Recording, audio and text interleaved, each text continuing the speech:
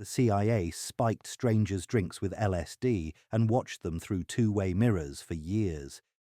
This was official policy with a budget and safe houses across America. The man running it was George Hunter White, a narcotics agent on loan to the CIA. White wasn't your typical government bureaucrat. He dressed loud, drank heavily, used fake names, and treated covert operations like performance art. The agency gave him a budget, a handful of safe houses, and one instruction: figure out how to control people using drugs and sex. White rented apartments in San Francisco's Telegraph Hill and decorated them like upscale bachelor pads. Velvet couches, mood lighting, a well-stocked bar cart with crystal decanters. Everything looked inviting. Everything was a lie. He hired sex workers and paid them well. Their job was simple: bring clients back to the apartment, make them comfortable, pour them drinks. What the guests didn't know was that some of those drinks were laced with LSD. And on the other side of the two-way mirror, White and his colleagues were watching, listening, taking notes. This wasn't a controlled scientific study. There were no consent forms, no ethics boards, no safety protocols. It was raw observation of human behavior under chemical influence. Who got chatty when reality started bending? Who got paranoid? Who confessed secrets? Who shut down completely? The goal was to find leverage, to understand what made people crack open. White experimented with everything. He adjusted the lighting to see if dim rooms made people more relaxed. He played with music to test if certain sounds affected mood. He varied the dose, the timing, the setting. Some guests became euphoric and talkative. Others spiraled into confusion or fear. A few got aggressive. White documented it all, like a director watching his actors improvise without a script. The CIA's logic was coldly practical. If they ever needed to manipulate someone in the real world, it wouldn't happen in a sterile lab. It would happen in a bar, a hotel room, a private party. So they built those scenarios and tested them. They wanted to know if a conversation could be steered while someone was high, if secrets could be extracted, if control could be gained without the target even realizing it. Did it work? Not the way they hoped. LSD didn't turn out to be a truth serum. It was too unpredictable. People's reactions varied wildly depending on personality, dose, environment, and pure chance.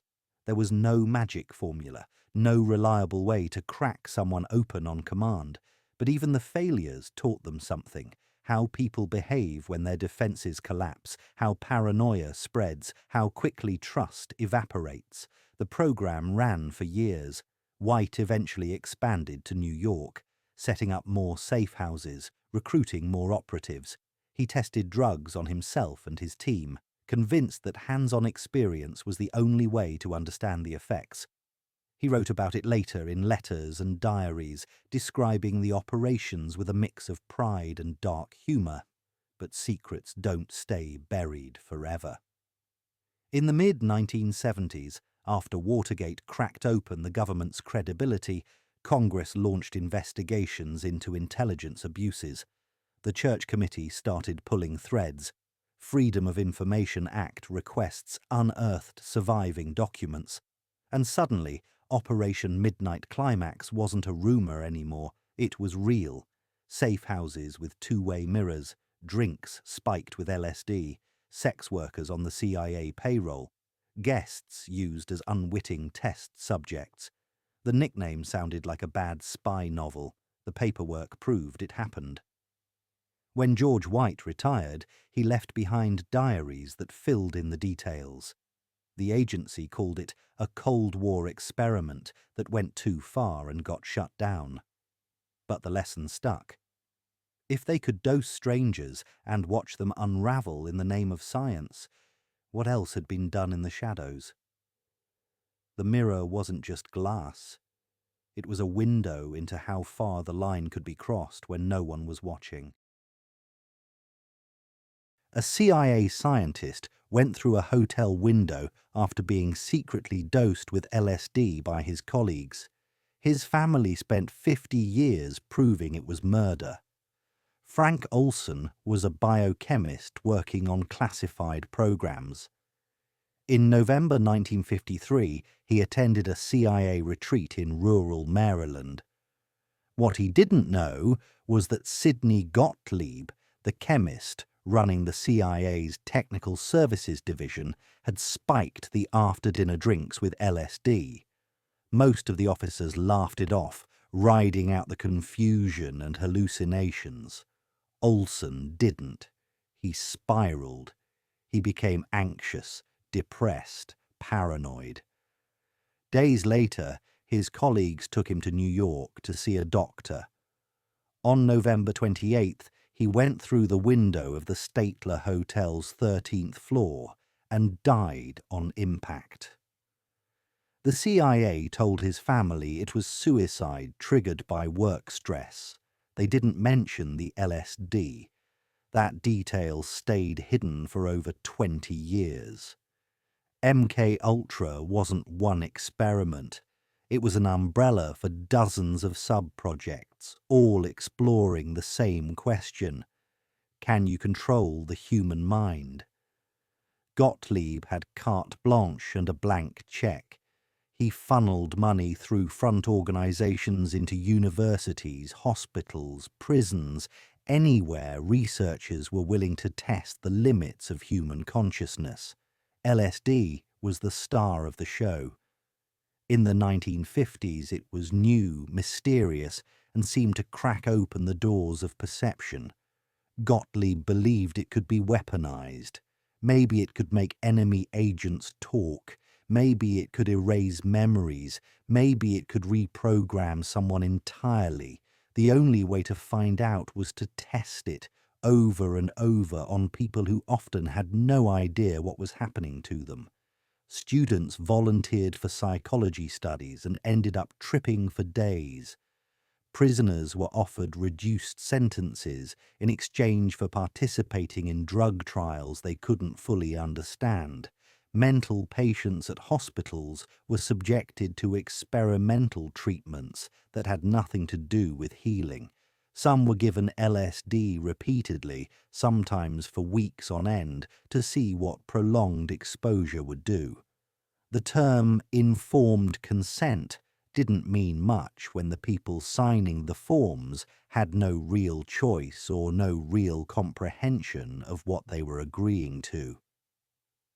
The Church Committee investigations in 1975 finally forced the truth into the open. The Olson family learned that Frank had been drugged without his knowledge. President Gerald Ford invited them to the White House and apologized. The CIA offered a settlement. But the family wasn't satisfied. Too many details didn't add up. Frank's son, Eric Olson, spent decades digging. He exhumed his father's body in 1994. A forensic pathologist examined the remains and found evidence that didn't match a suicide. Blunt force trauma to the head before the fall. Signs that suggested he might have been struck and then thrown. The hotel room had been cleaned too quickly. Witnesses who might have seen something were never properly interviewed. The more Eric uncovered, the less the official story held together. What had Frank Olson known? He worked on biological warfare projects. He'd visited secret sites in Europe where the US was testing deadly pathogens. Some researchers believe he'd grown uncomfortable with the work, that he was planning to leave or speak out.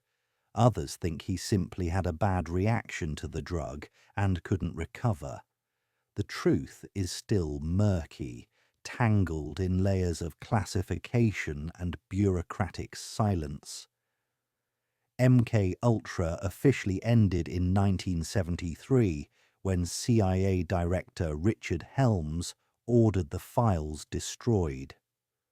But some documents survived. enough to paint a picture of a program that treated people as expendable in the pursuit of control. Patients who went into mental hospitals with depression and came out with their memories shredded. Prisoners dosed with drug cocktails that left permanent damage. Entire communities that became unwitting test sites. The goal was always the same: break the mind open and see what's inside. When the program finally came to light, it wasn't a whistleblower who exposed it. It was a New York Times article in 1974, followed by congressional hearings that forced the agency to admit what it had done. Senators sat in disbelief as they read through the surviving memos. Unwitting subjects, covert dosing, experiments on prisoners and mental patients, safe houses with two-way mirrors. It sounded like science fiction, but the receipts were real. Frank Olson's death remains officially unsolved. His family believes he was murdered. The CIA maintains it was a tragic reaction to an ill-advised experiment. Either way, his fall through that window became a symbol of everything MK Ultra represented. A man used as a test subject without his consent, damaged by his own government, and discarded when he became inconvenient. The program may have ended, but the questions it raised never stopped echoing. How far is too far? Who decides? And when the files are destroyed, how do we ever really know what happened? The US military planned to bomb American cities and hijack planes to justify invading Cuba. President Kennedy's signature was the only thing standing between approval and execution. The year is 1962. The Cold War is at a boil. Fidel Castro has overthrown a US-backed dictator in Cuba, embraced the Soviet Union, and survived the Bay of Pigs invasion. Inside the Pentagon, frustration is mounting. Some officials want a clean reason to finish what the Bay of Pigs started. They need public support. They need Congress on board. They need a crisis that will make intervention inevitable. So they propose creating one. The memo is chilling in its specificity. It isn't vague brainstorming. It's a detailed operational plan with multiple options. One proposal suggests staging a terror campaign in Miami and Washington using operatives disguised as Cuban agents. Another involves sinking a US ship at Guantanamo Bay, complete with a list of fake casualties designed to inflame public opinion. There's even a plan to fake the shoot-down of a civilian airliner, swap a real plane full of passengers for a drone mid-flight, land the real plane secretly, blow up the drone, announce the tragedy, blame Castro. The architects of Northwoods anticipate everything. They discuss how to stage funerals to maximize emotional impact. They plan to plant wreckage that will tie back to Cuba. They map out a media strategy, knowing that outrage is a lever, and if you control the narrative, you control the response. The language in the memo is bureaucratic, almost sterile, as if orchestrating a false flag attack is just another logistical problem to solve. At the top of the proposal is General Lyman Lemnitzer, chairman of the Joint Chiefs of Staff. He signs off on it, his colleagues approve it. The plan moves up the chain to Defense Secretary Robert McNamara. And then it lands on President John F. Kennedy's desk. Kennedy reads it, and he says no. Lemnitzer doesn't last much longer in his position. He's reassigned shortly after. The plan dies in a file cabinet.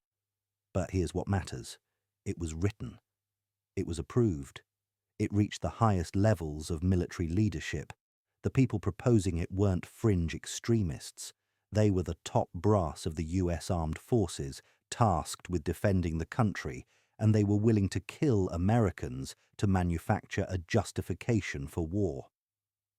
For decades, Operation Northwoods remained classified. Rumours swirled, but there was no proof.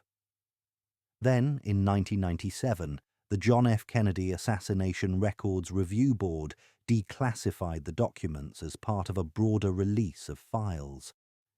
And suddenly, the unthinkable was printed in black and white. The memo was real. The proposals were real.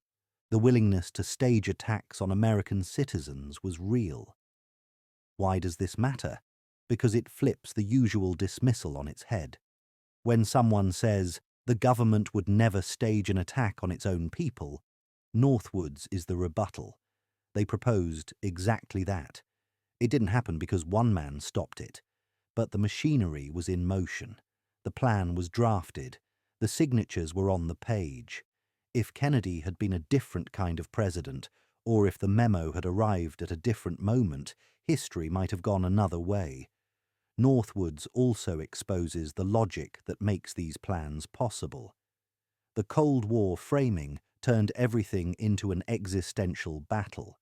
The ends justified the means. National security became the magic phrase that could override almost any moral boundary.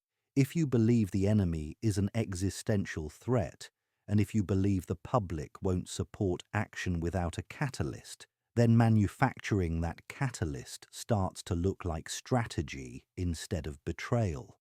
The memo's existence forces uncomfortable questions. If they were willing to propose this in 1962, what else was proposed that we don't know about? How many other operations were drafted, debated, and shelved, and how many weren't shelved? How many times did a plan like this reach someone who said yes instead of no? Operation Northwoods never happened. That's the critical fact. Civilian oversight worked. The proposal was rejected.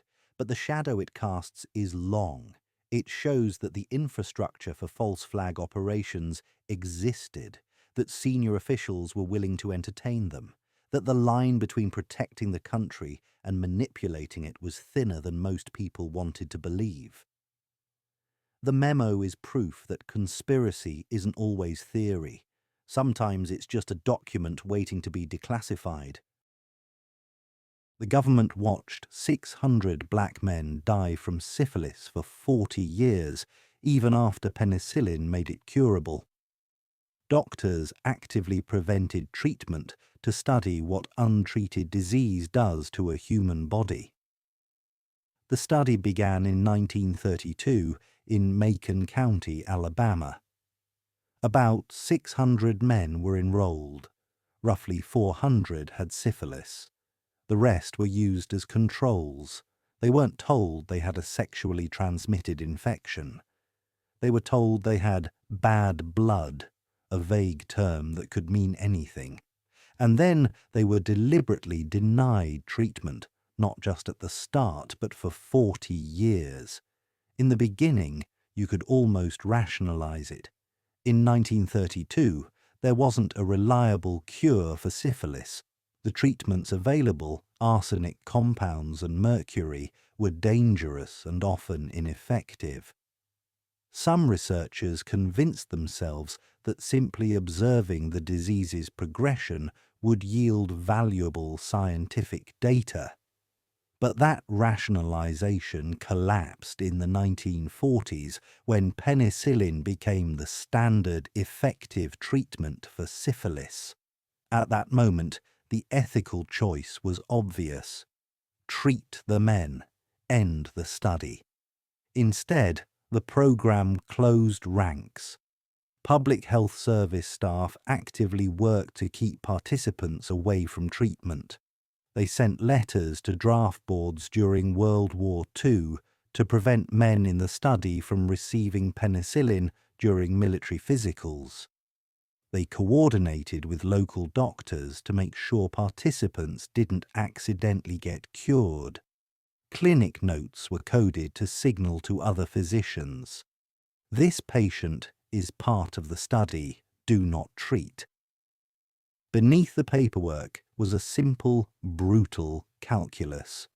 These men were more valuable to the researchers sick than healthy. The study had a face that participants trusted. Nurse Eunice Rivers sat in their kitchens, drove them to appointments, and promised steady care. To the men, she was the program. To the program, she was the bridge that kept them enrolled and compliant. It's one of the cruelest details. The study wrapped itself in the rituals of compassion, home visits, friendly check-ins, small acts of kindness, while quietly ensuring that the one thing that could actually help was kept out of reach. Syphilis doesn't kill quickly. It's patient. In the early stages, there are sores and rashes. Then it goes quiet, sometimes for years, while it burrows deeper. In the late stages, it attacks the heart, the brain, the nervous system. Men went blind. Men developed heart disease. Men suffered neurological damage. Wives were infected. Children were born with congenital syphilis, a preventable condition that the study allowed to happen.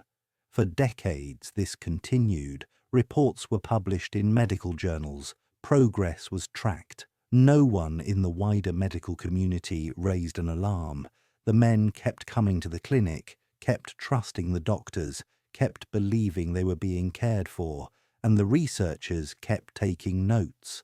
The study finally came to light in 1972, when a public health service employee named Peter Buxton raised concerns internally and was ignored. So he took the story to a reporter. The Associated Press ran the article, and the country saw what had been hiding in plain sight for 40 years. A federally funded program that deliberately withheld treatment from men with a curable disease. Men who were poor. Men who were black. Men who trusted the government to help them. Congressional hearings followed. The program was shut down.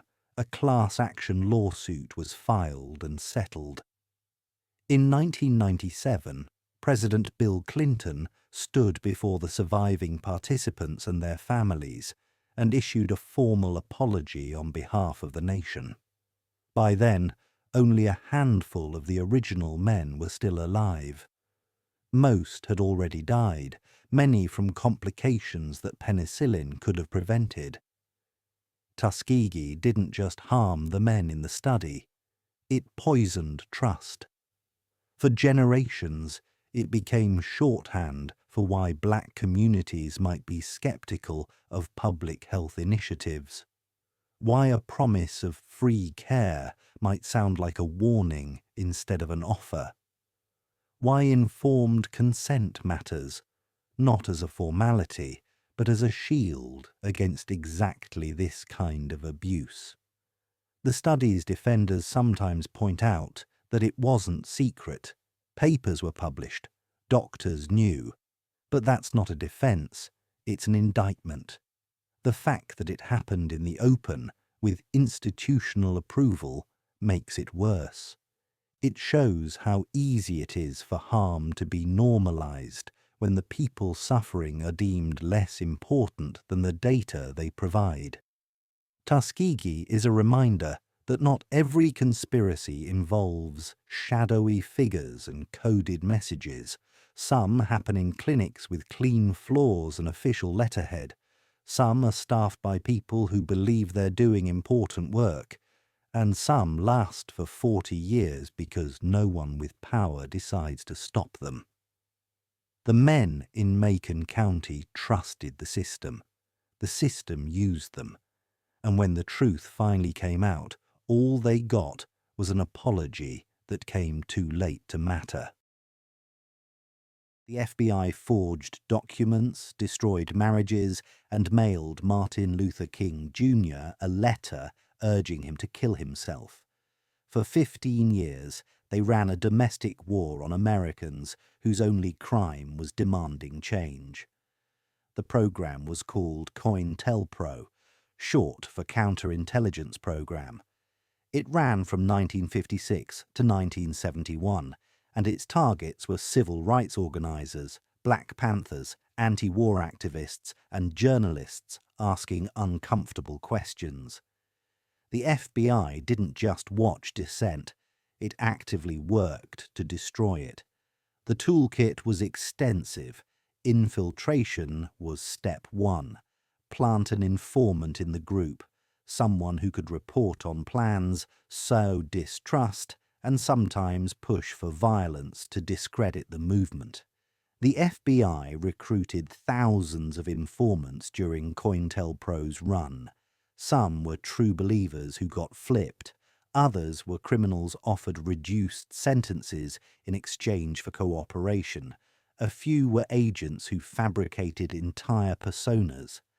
Once inside, they didn't just observe, they acted. Poison pen letters were a favorite tactic.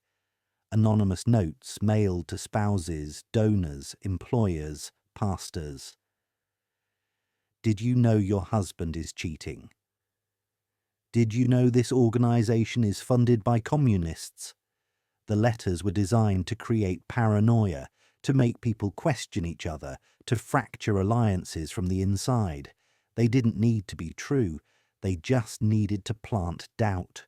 The FBI also forged documents, fake flyers announcing cancelled meetings, fabricated letters that made it look like one activist was bad-mouthing another, counterfeit pamphlets designed to make a group look extreme or violent. The goal was chaos. If people spend all their energy fighting internal battles, they have less energy to challenge the system. Then there were the smear campaigns. Leak damaging information, real or fabricated, to friendly reporters. Frame someone as a subversive, a communist, a danger to society. Once the label stuck, careers ended, funding dried up, and public support evaporated. The FBI didn't need to arrest anyone.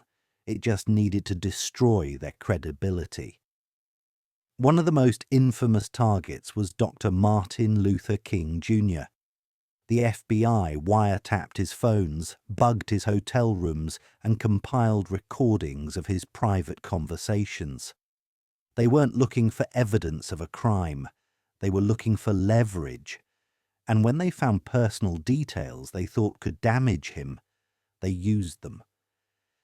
In 1964, just weeks before King was set to receive the Nobel Peace Prize, someone at the FBI mailed him an anonymous package. Inside was a tape of hotel room recordings and a letter urging him to kill himself before his secrets were exposed. King didn't break. He recognized the letter for what it was, psychological warfare. But the message was clear. The FBI wasn't just monitoring him, it wanted him gone. The Black Panther Party faced even more aggressive tactics.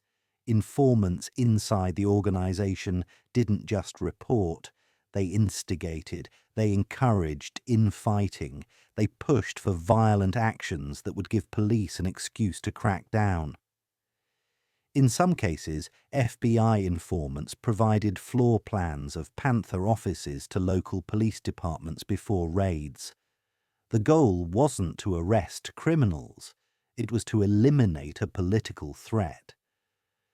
COINTELPRO also targeted anti-war activists, Puerto Rican independence groups, the American Indian movement, and even journalists who wrote critically about the Bureau.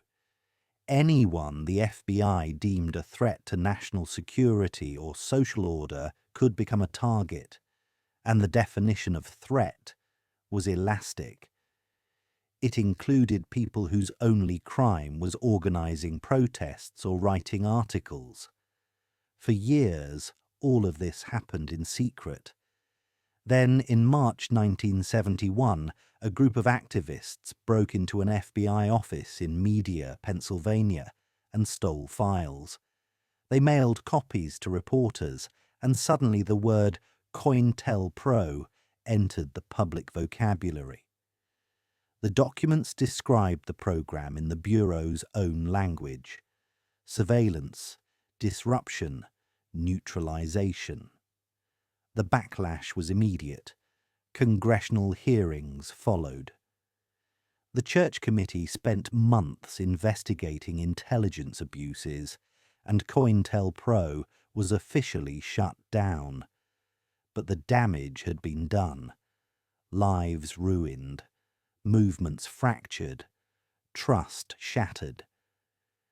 How do you organize when you don't know who in the room is an informant?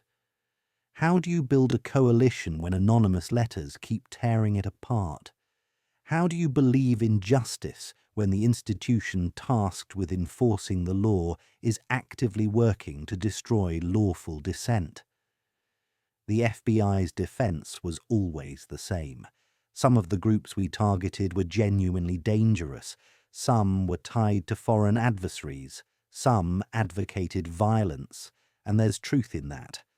But the scope of COINTELPRO went far beyond legitimate threats. It swept up people whose only crime was challenging the status quo. It crossed lines that democracies aren't supposed to cross. And it did all of it with the approval of directors and attorneys general who should have known better. COINTELPRO is proof that the phrase conspiracy theory doesn't always mean fiction. Sometimes it means a documented program with memos, budgets, and operational orders. The FBI kept files on its activities. Journalists found them. Congress investigated them. The paper trail is real. And it's a reminder that the biggest threat to freedom isn't always external. Sometimes it's the people tasked with protecting it. The United States recruited over 1,600 Nazi scientists after World War II, whitewashed their war crimes, and put them in charge of America's rocket program and weapons development. The man who designed the rockets that took Americans to the moon was a former SS officer who used concentration camp slaves to build Hitler's V-2 missiles. The year is 1945. Germany has fallen. Allied troops are racing through occupied territory, not just to claim land, but to claim mines. The United States and Soviet Union both understand that whoever captures Germany's best scientists wins the next war. So the Joint Intelligence Objectives Agency launches a secret program with a bureaucratic name that hides an ugly truth. They call it Operation Paperclip. The name comes from a literal paperclip attached to files. When American intelligence officers found a German scientist they wanted, they clipped a small piece of metal to the dossier. The message was clear. Don't look too closely. This one is ours. If the file mentioned Nazi party membership, SS affiliation, or work at concentration camps, those pages quietly disappeared. Backgrounds were scrubbed. War crimes were erased. Convenient amnesia became official policy. President Truman had given explicit orders. No active Nazis, no party supporters, no one complicit in atrocities. The Joint Chiefs of Staff nodded, signed the paperwork, and ignored him. They decided national security trumped morality. The Soviets were doing the same thing with their own recruitment program. If America didn't take these scientists, Moscow would. Better to have them building rockets in Alabama than missiles in Siberia. The crown jewel of paperclip was Wernher von Braun, brilliant engineer, charismatic leader, designer of the V-2 rocket that rained terror on London during the war, also a member of the Nazi Party since 1937, and a junior SS officer. His rockets were built by slave labour at Mittelwerk, an underground factory that was a sub-camp of Buchenwald. 20,000 prisoners died there, worked to death, starved, beaten. Von Braun toured the facility. He selected workers he knew. When American troops found von Braun and his team in May 1945, they didn't arrest them. They offered them jobs. Within months, von Braun was in Texas, rebuilding his rockets under American supervision. His past was repackaged. The narrative became simple. He was a scientist who had no choice. He was apolitical. He just wanted to reach space. The files that contradicted that story were classified or destroyed. Von Braun wasn't alone. Arthur Rudolph came with him. Rudolph had been operations director at Mittelwerk, directly overseeing the slave labor. He later became a NASA executive and helped design the Saturn V rocket that powered the Apollo moon missions. Hubertus Strughold, the father of space medicine, conducted experiments at Dachau that killed prisoners. He got a job with the Air Force and a research lab named in his honor. Kurt Blohm tested biological weapons on concentration camp inmates. He worked for the US Chemical Corps. The program wasn't small. Over 1,600 German and Austrian scientists, engineers and technicians were brought to America between 1945 and 1959. They weren't just rocket designers. They worked on chemical weapons, biological agents, aviation and medicine. They were embedded in the military, in universities, in NASA, in private aerospace companies. Some became American citizens, some raised families and retired with pensions. A few even received awards for their contributions to science. For decades, the truth stayed buried. The government kept the files classified. When journalists started asking questions in the 1970s, officials insisted these were the good Nazis, men who had been forced to join the party to keep their jobs, apolitical technocrats who just followed orders. But that story cracked when documents started surfacing. Memos from the 1940s showing intelligence officers knew exactly who these men were and what they'd done. Recommendations to conceal their Nazi affiliations to smooth immigration, instructions to rewrite dossiers and remove incriminating evidence. In 1985, journalist Linda Hunt published an exposé that laid it bare. Formally classified documents revealed how government officials concealed information about war criminals to secure their legal immigration status. The cover-up was deliberate. It violated Truman's directive. It put men responsible for atrocities into positions of power and prestige, and it was done in the name of national security. Congress held hearings. The Justice Department opened an office to hunt Nazi war criminals living in America. Arthur Rudolph was investigated in 1984. Rather than face prosecution, he surrendered his citizenship and left the country. But by then, most of the paperclip scientists were elderly or dead. The crimes were decades old. Witnesses were gone. Evidence was scattered. Justice came late, if it came at all. The defense was always the same. We needed their knowledge. The Soviets would have taken them if we didn't. The Cold War required hard choices. And there's truth in that. Operation Paperclip did accelerate American rocket development. It gave NASA a head start in the space race. The Apollo program succeeded partly because of expertise imported from Nazi Germany.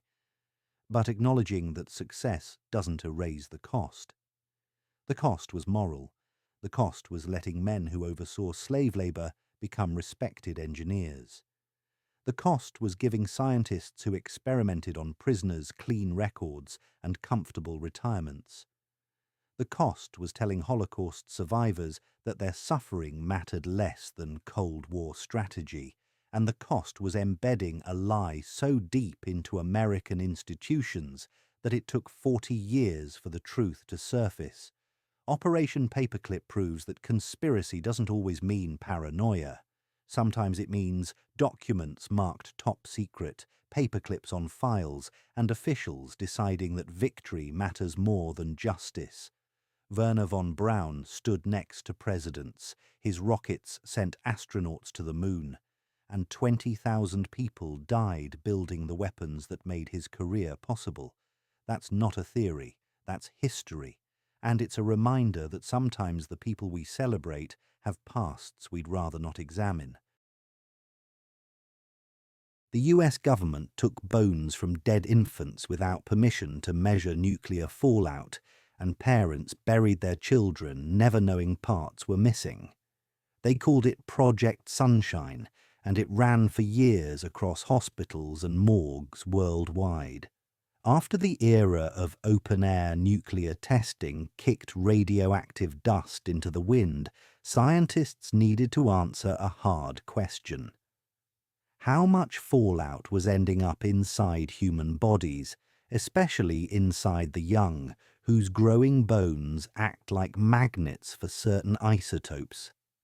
The big worry was strontium-90, a byproduct of nuclear explosions that behaves like calcium. If it's in the air and the milk and the water, it can wind up in your bones and teeth, and once it's there, it doesn't just sit politely. So the US Atomic Energy Commission launched a program to measure that invisible footprint. On paper, it sounds neat and clean. Collect samples from around the world, analyze them, map the trend lines. But the way many of those samples were gathered was neither neat nor clean. Hospitals, morgues, and medical schools quietly provided human tissue, often bones, from the deceased, including infants and children, without permission from families. Sometimes the remains were shipped across borders. Sometimes pathologists were told not to worry about consent because this was for research. And sometimes, tragically, parents were never told that their child's body had been returned for burial lighter than when it left.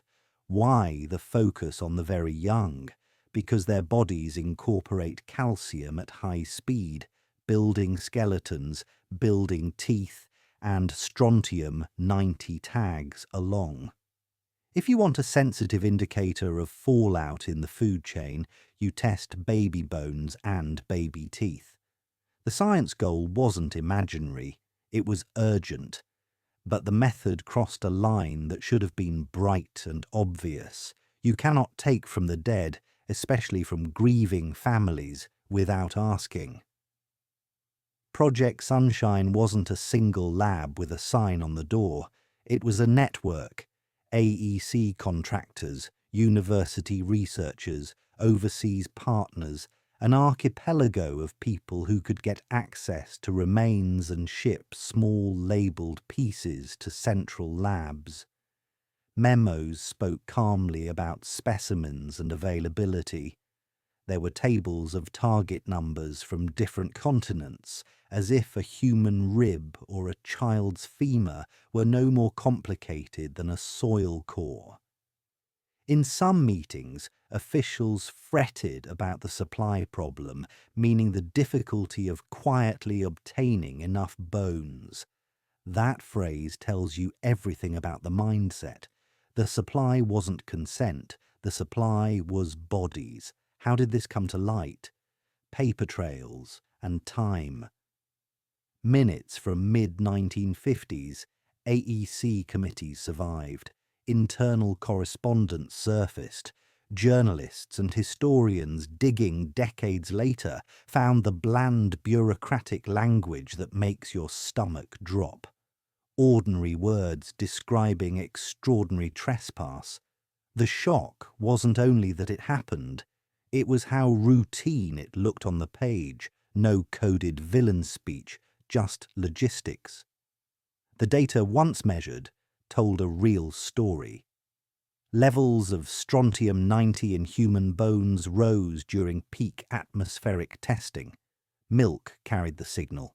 So did baby teeth. In St. Louis, a related university project collected tens of thousands of children's shed teeth to chart the same curve.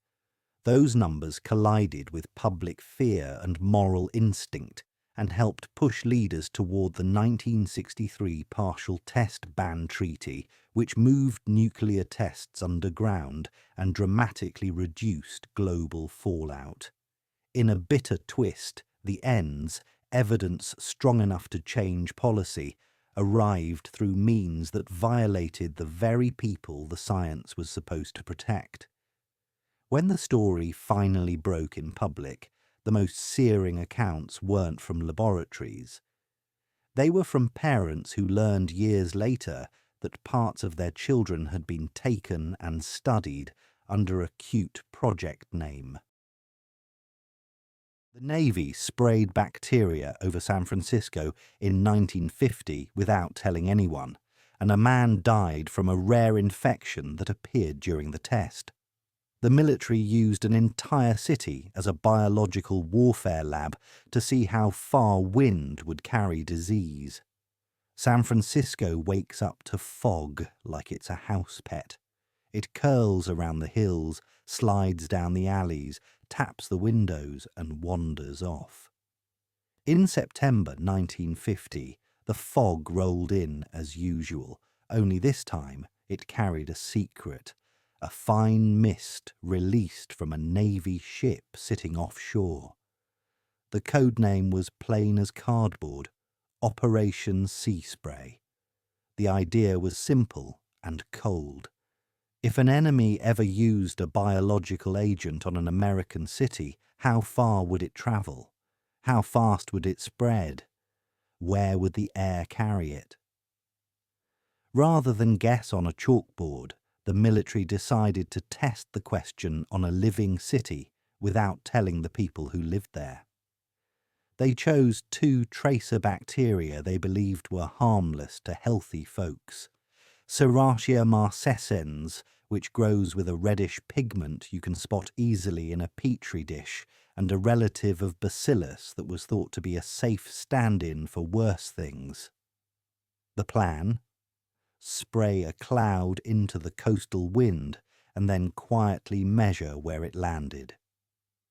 Picture it, a ship a few miles out. Technicians open the sprayers and a barely visible plume drifts toward shore. In the city, the testers have already set up sampling stations, sticky plates on rooftops and windowsills, collectors in courtyards and alleyways, places where the air is funneled or slowed. Over the next day, they check those plates and count the tiny red dots that bloom. Each dot is a colony that started with a single cell carried by the wind, landed by chance. Plot enough dots on a map, and you get the answer the planners wanted. The fog is not just scenic, it's a delivery system. Nobody sent a memo to residents. No one put up a sign. People went about their lives, streetcars, markets, Little Italy's kitchens steaming up with lunchtime sauces. In hospitals, doctors did what doctors do: rounds, tests, checklists, clipboards, then something odd. A cluster of rare infections with Serratia, a bacterium that wasn't usually seen causing disease there. One patient, a man recovering from surgery, developed a serious infection and died. Others were treated and survived. At the time, physicians couldn't know that the city had just been used as an open-air lab. Decades later, when documents surfaced and reporters started asking questions, the story clicked into place. Yes, the military had released test bacteria over San Francisco in 1950 to study aerosol spread. Yes, they'd measured it across the city. Yes, nobody had asked permission. On the question everyone cared about, did the test cause the infections? The official line walked a tightrope. The tracer was considered harmless. Direct causation can't be proven. Families called that answer what it sounded like: a shrug wearing a uniform. Strip away the euphemisms and you see the logic that kept repeating in this era. Real-world data beats lab theory. The wind is messy. Cities are messy. People are messy. If you want to know how a cloud moves, you don't simulate, you spray. The problem wasn't the curiosity, it was the quiet. Citizens were treated like background scenery in an experiment done to them, not with them. The planners worried about confounding variables in their dispersion models. They didn't worry enough about consent. Sea spray reads like a parable about how good intentions and bad methods make each other worse. The question, could an attack disperse across a city, was worth answering.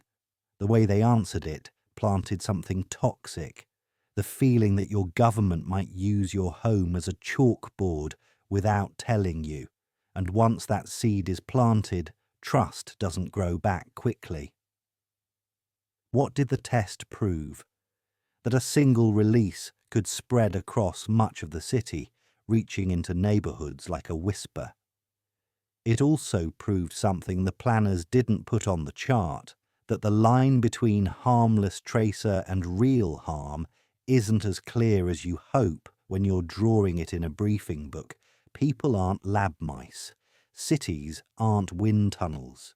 When you roll the dice with millions of lungs, even a low risk looks different. Hospitals secretly injected patients with plutonium, fed children radioactive oatmeal, and exposed cancer patients to battlefield-level radiation doses without telling them the truth. For decades, universities and government labs treated vulnerable Americans as test subjects for Cold War nuclear research.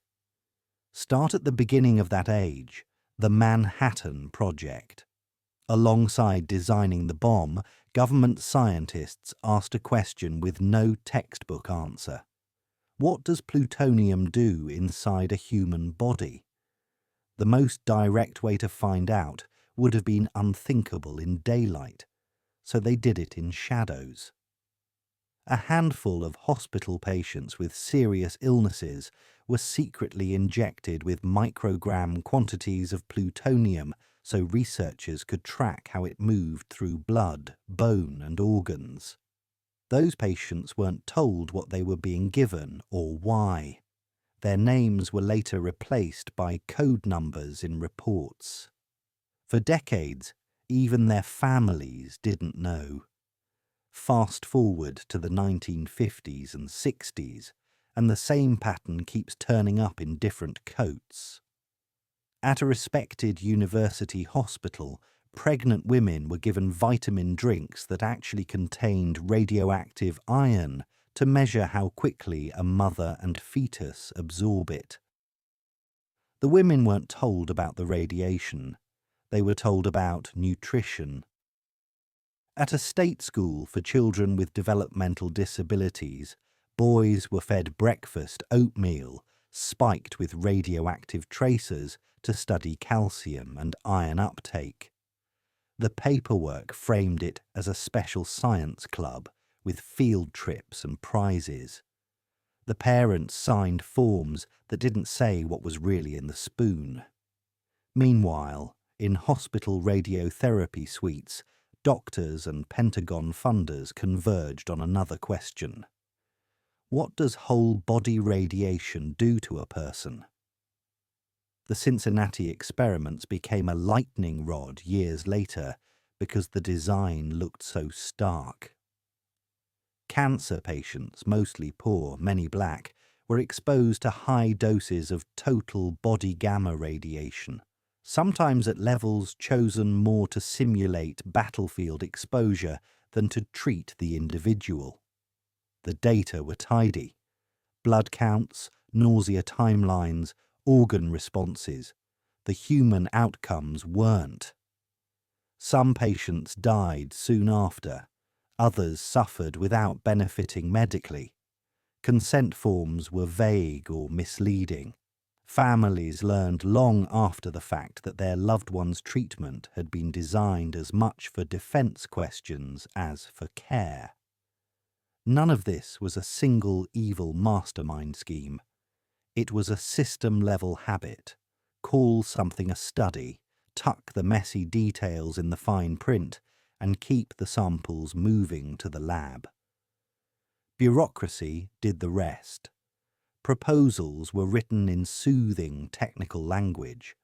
Oversight, where it existed, was friendly or asleep. Results were published in medical journals with the aura of normalcy that a citation list provides. If anyone asked hard questions, they were told the era demanded answers. Fallout in the milk supply, radiation in the bones, battlefields we hoped never to see. How did the curtain finally lift? A familiar path.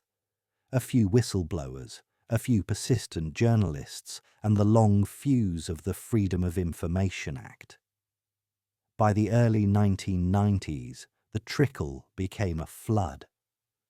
The White House convened the Advisory Committee on Human Radiation Experiments to dig through boxes, identify the studies, and ask the questions that should have been asked before anyone touched a syringe. The committee's 1995 report didn't just list experiments.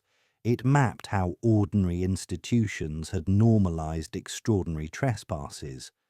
It also recommended compensation for victims and changes to the rules, so never again became more than a speech line. If you strip the technical wrap off these stories, what's left is simple. People were used without being told the truth. Some were already vulnerable, sick, poor, institutionalized, pregnant, and that vulnerability was treated like a laboratory convenience. The defense was always the same in one dialect or another. We needed the data. The nation needed the data. The risk seemed low. We thought it would be okay. Sometimes the science produced valuable knowledge. That doesn't launder the method. The presence of a useful graph doesn't retroactively create consent.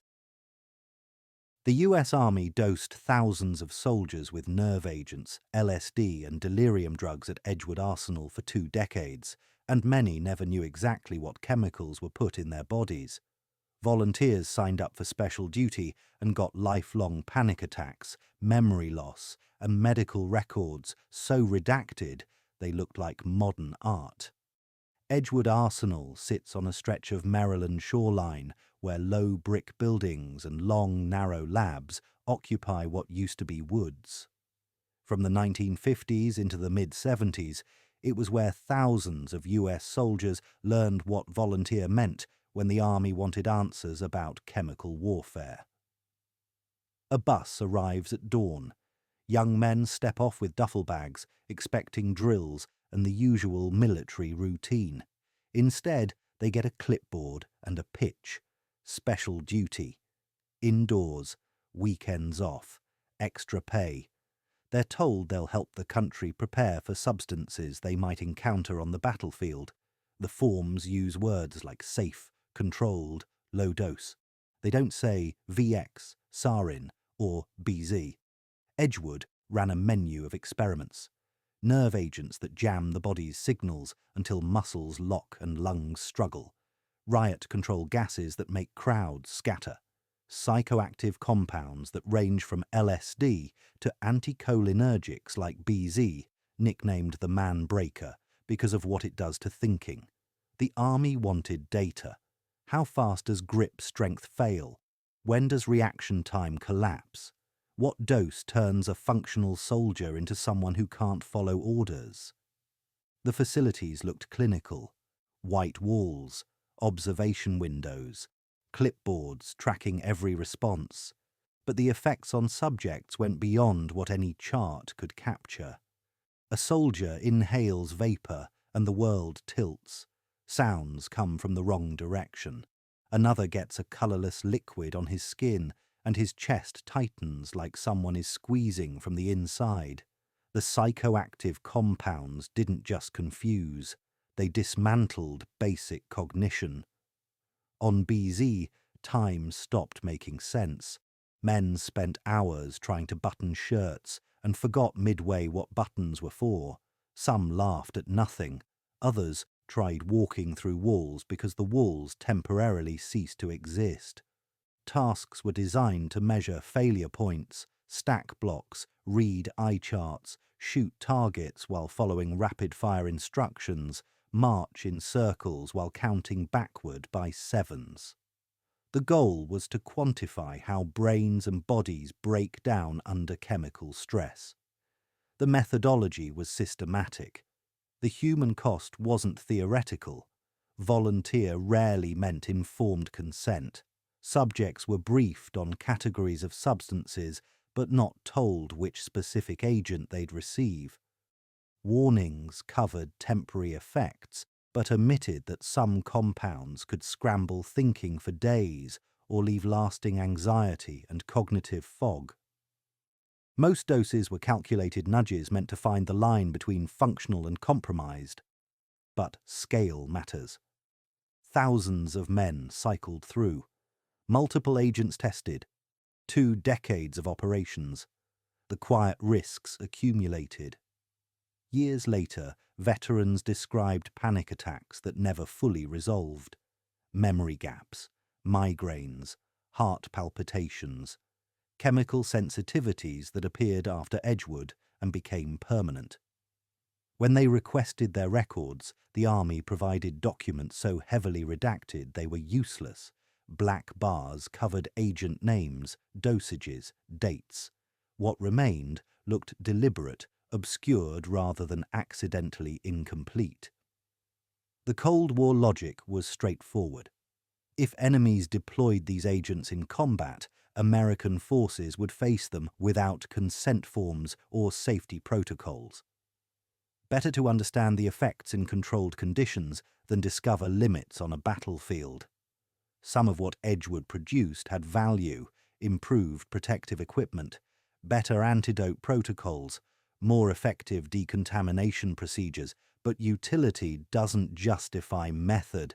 The program operated in shadows until investigations in the 1970s questioned human experimentation across government agencies. Edgewood's files surfaced: test rosters, dose logs, agent identification codes. The paper trail existed. It just hadn't been public. Veterans organized. They sued. They pushed for disclosure and medical care. Courts eventually ordered agencies to provide what should have been given from the start: full disclosure of what chemicals were administered, medical support for long-term effects, acknowledgement that informed consent had been compromised. A tall, bookish Prime Minister stands before Parliament and says 3 words that will reshape a region. Iran's oil belongs to Iran. Mohammad Mossadegh has just done the unthinkable in 1951. He's nationalised the Anglo-Iranian oil company, ending a British deal that funneled most profits to London while Iranian workers scraped by. The move electrifies his country and enrages 2 empires. Britain doesn't just complain, it strangles: lawsuits, embargoes, frozen assets. But legal warfare isn't enough. So London picks up the phone and calls Washington with a proposition. "We have a problem in Tehran. Want to help us fix it?" The Americans say yes. 2 code names emerge. The British call their side Boot. The CIA calls theirs Ajax. The mission is simple on paper: remove Mossadegh, install someone cooperative, and get the oil flowing again on Western terms. The man tapped to run the operation is Kermit Roosevelt Jr., grandson of a president, carrying a suitcase stuffed with cash and a contact list that runs deep. Roosevelt doesn't need tanks, he needs theatre. First comes the propaganda wave: planted newspaper stories, whispered rumours, carefully staged briefings that paint Mossadegh not as a nationalist hero, but as a dangerous radical losing control. Next comes the money. Payments flow to politicians who can be bought, clerics who can be influenced, street bosses who can mobilize crowds on command. Last comes the military angle: sympathetic officers waiting for the signal. The young Shah, nervous and uncertain, signs the papers dismissing Mossadegh and naming General Fazlollah Zahedi as the new Prime Minister. Mid-August 1953, the first attempt fails.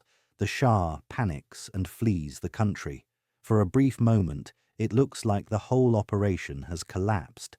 Then comes the second wave. August 19th, 1953. Hired enforcers clash with Mossadegh's supporters in the streets. Tanks roll. Key military units switch sides. A radio station changes hands. By nightfall, Mossadegh's residence is under siege, his government crumbles, and Zahedi steps forward to announce victory. The Shah returns to cheering crowds and a debt he'll never forget. Within months, Iranian oil is back under a consortium that gives the West exactly what it wanted. Zoom in and the tactics look almost quaint. Pamphlets, bribes, staged protests. Zoom out and you see the pivot point. Iran's democratic moment closes. The Shah's security apparatus, trained and backed by foreign advisors, grows brutal. Savak becomes synonymous with fear. Resentment simmers for a generation until it boils over in 1979, remaking the region and America's relationship with it. When Iranians speak of foreign interference, this is the blueprint they remember. This isn't speculation. The documents exist. Memos, operational reports, later admissions from both governments. The broad strokes are undeniable.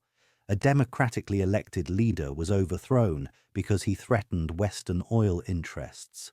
The conspiracy was real, documented, and its consequences are still unfolding. Santiago in the early 70s feels electric.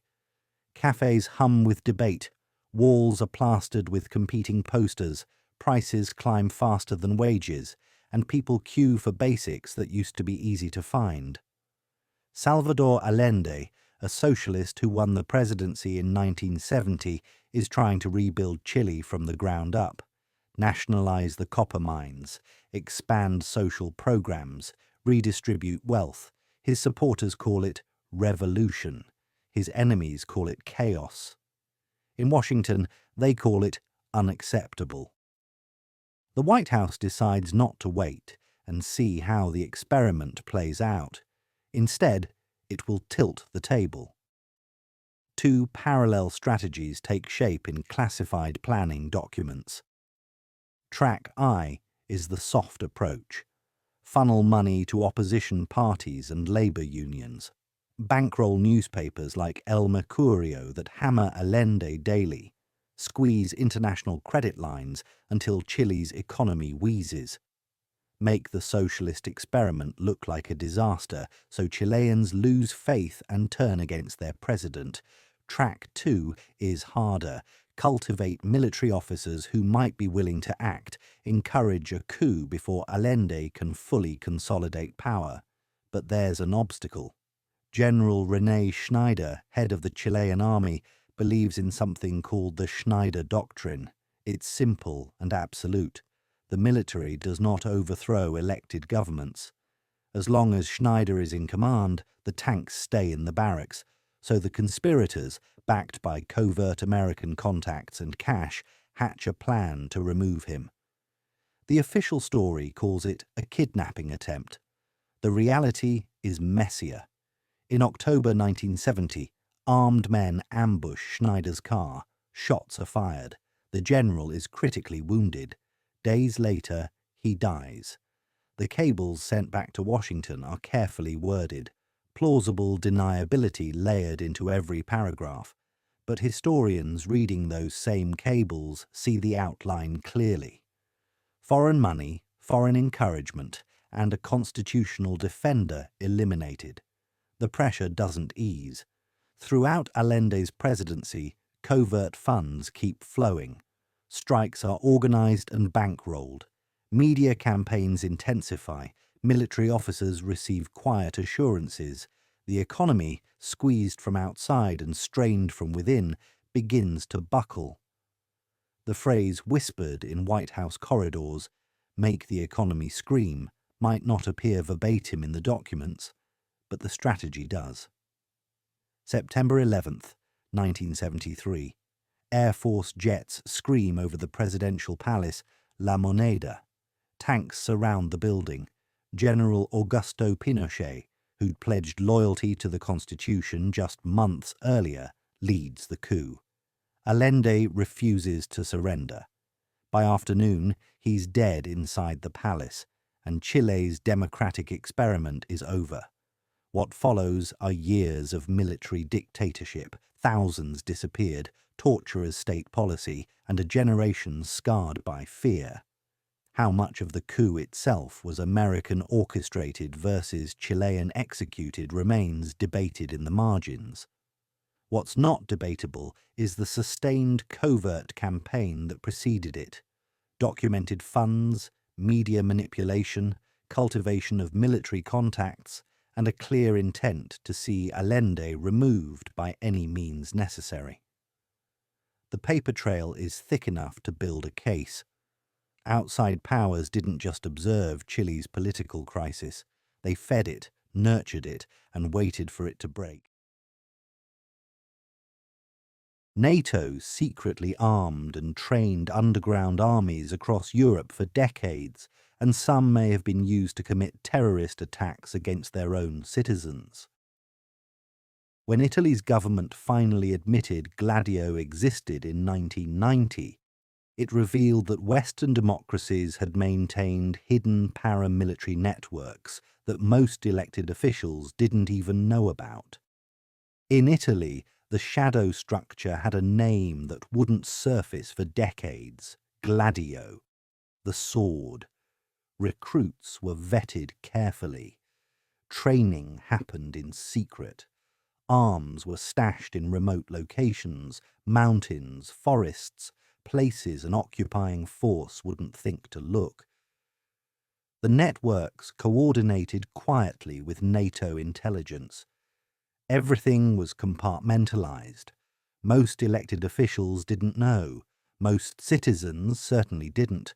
And because the Soviet invasion never came, the whole apparatus just sat there, waiting, funded and forgotten. For 40 years, Gladio stayed buried. Then the Berlin Wall falls. The Cold War ends. And in 1990, Italy's Prime Minister does something unexpected. He stands before Parliament and confirms that yes, Gladio existed. Yes, the government maintained secret armed cells for decades. Yes, they were coordinated with foreign intelligence services. The revelation triggers shockwaves. Parliamentary investigations launch in Italy, Belgium, and other countries. Journalists start digging. Retired operatives, released from their oaths of silence, begin talking. Arms caches are uncovered. Training documents surface. The existence of these networks is no longer disputed. What becomes fiercely contested is the next question. Did these stay-behind networks stay purely defensive, or did some elements drift into darker territory? In Italy, certain terrorist attacks from the 1960s through the 1980s start getting re-examined. The Piazza Fontana bombing in 1969, the Bologna train station massacre in 1980. Both were originally blamed on leftist groups. Later investigations pointed toward neo-fascist extremists. Some researchers and prosecutors began exploring a theory called the strategy of tension. The idea, elements within the security state, possibly linked to these clandestine networks, may have tolerated or even encouraged right-wing violence to create public fear, discredit the left, and justify authoritarian crackdowns. Courts convicted some neo-fascists. Connections to intelligence services were alleged, but rarely proven conclusively. The full truth remains tangled in sealed files, destroyed records, and conflicting testimonies. The arms caches were real. The training documents were real. The parliamentary testimony was real. Whether those networks committed terrorism or simply prepared for invasion is still debated. But the conspiracy to hide them operated across multiple countries for decades, funded by taxpayers who never knew, overseen by intelligence agencies that kept even elected officials in the dark. The CIA and German intelligence secretly owned a Swiss encryption company for decades and sold rigged machines to over 120 countries, reading their most secret communications while those governments believed their messages were secure. Iran, Libya, India, Pakistan, and dozens of other nations paid millions for encryption devices that were designed to betray them. The company was called Crypto AG, and its cover was perfect. Swiss neutrality, Swiss precision, Swiss discretion. The BND and CIA bought it in secret and ran it as Operation Rubicon. They sold encryption devices to more than 100 countries, devices that looked secure but were rigged from the inside, weakened algorithms, predictable keys, subtle backdoors that only the designers knew about. To the customer, the encrypted message looked like random noise. To the CIA and BND, it read like a newspaper. Over 120 governments bought the equipment. Diplomats used it. Military commanders used it. Intelligence agencies used it, believing their communications were safe. And for decades, American and German intelligence agencies read their most sensitive traffic. War plans, diplomatic cables, arms deals, coup discussions, everything. Close allies were quietly warned off or sold genuinely secure models. Everyone else got the rigged versions. The beauty of the operation was its simplicity. You don't need to break into an embassy to steal secrets if you're the one who sold them the lock in the first place. There were close calls. In 1992, Iran arrested a Crypto AG salesman. They were getting suspicious. Engineers inside the company occasionally noticed design choices that didn't make technical sense, random number generators that weren't quite random, encryption schemes that seemed unnecessarily weak in specific ways. But the company maintained its reputation. Swiss neutrality was a hell of a shield. The operation ran for decades, from the Cold War deep into the 21st century. It only came fully to light in 2020 when investigative journalists working with declassified documents and insider sources published the full story. The Washington Post and German ZDF television broke it wide open. Countries that had trusted Crypto AG for their most sensitive communications suddenly realized they'd been compromised for years. Intelligence agencies had to assume everything they'd sent was read. The Swiss government claimed ignorance. Over 100 governments paid millions for security that was designed to fail, and the people who trusted Swiss neutrality never saw it coming. 5 countries, 1 network, billions of intercepted messages. Welcome to Echelon, the signals intelligence system that turns the world's communications into a searchable database. The United States, United Kingdom, Canada, Australia, and New Zealand, the so-called Five Eyes Alliance, built something extraordinary after World War II. A cooperative surveillance network that could vacuum up phone calls, faxes, emails, and satellite transmissions across the globe. The basic idea was elegance itself. Each country monitors different parts of the world. They share the take. Nobody spies on their own citizens directly, but if a Canadian listens to Americans talking and passes the transcript to Washington, well, technically no one broke their domestic laws. It's a clever workaround, and it's scaled beautifully. Echelon isn't one building or one program. It's a web. Massive satellite dishes in remote locations, Menwith Hill in the British countryside, Pine Gap in the Australian outback, listening posts in Waihopai, New Zealand, fibre optic cable taps, relay stations positioned at strategic choke points where global communications funnel through. The volume of data is staggering, billions of communications flowing through the system daily. So how do you find anything useful in that flood? Keywords, automated filters called dictionaries, selectors. You program the system to flag certain phone numbers, email addresses, names, phrases. When a match hits, the message gets pulled from the stream and routed to an analyst. The rest gets discarded, at least in theory. One country might task the system to watch for weapons proliferation in the Middle East. Another hunts for terrorist communications in Southeast Asia.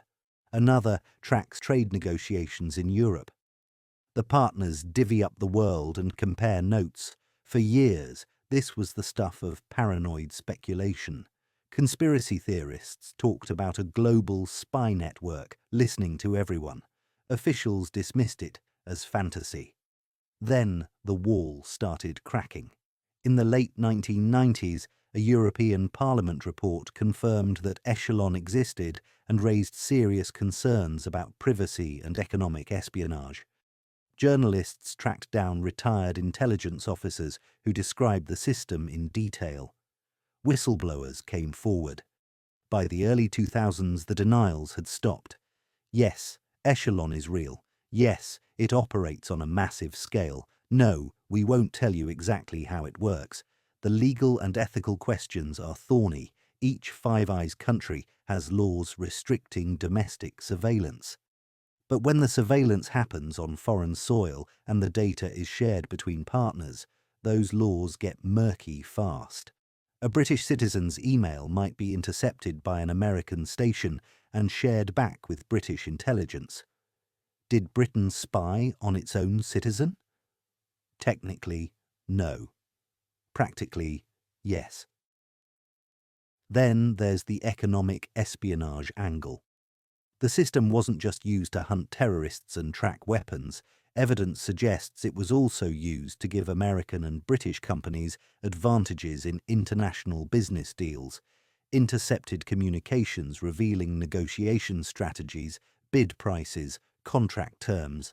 The French were particularly vocal about this, accusing the Five Eyes of using Echelon for corporate espionage disguised as national security. Echelon still exists, though it's evolved. Modern surveillance is less about satellite dishes and more about tapping fiber optic cables, hacking into servers, and exploiting weaknesses in encryption.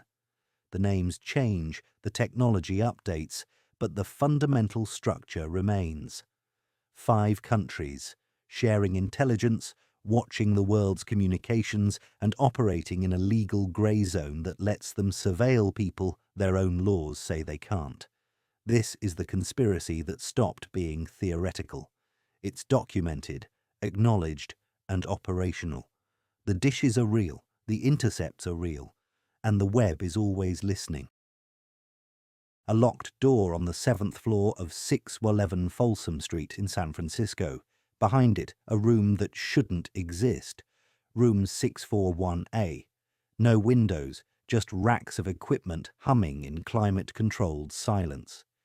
This isn't a server closet or a telecom maintenance space. It's a mirror, a perfect copy of the internet flowing through one of the largest communications hubs on the West Coast, split off and fed directly to the National Security Agency. The building handles a massive slice of internet and phone traffic for the Bay Area and beyond, fiber optic cables carrying billions of messages, emails, calls, web searches, streaming data. In 2002, AT&T installed an optical splitter. Think of it like a prism for light, except instead of splitting a rainbow, it splits data.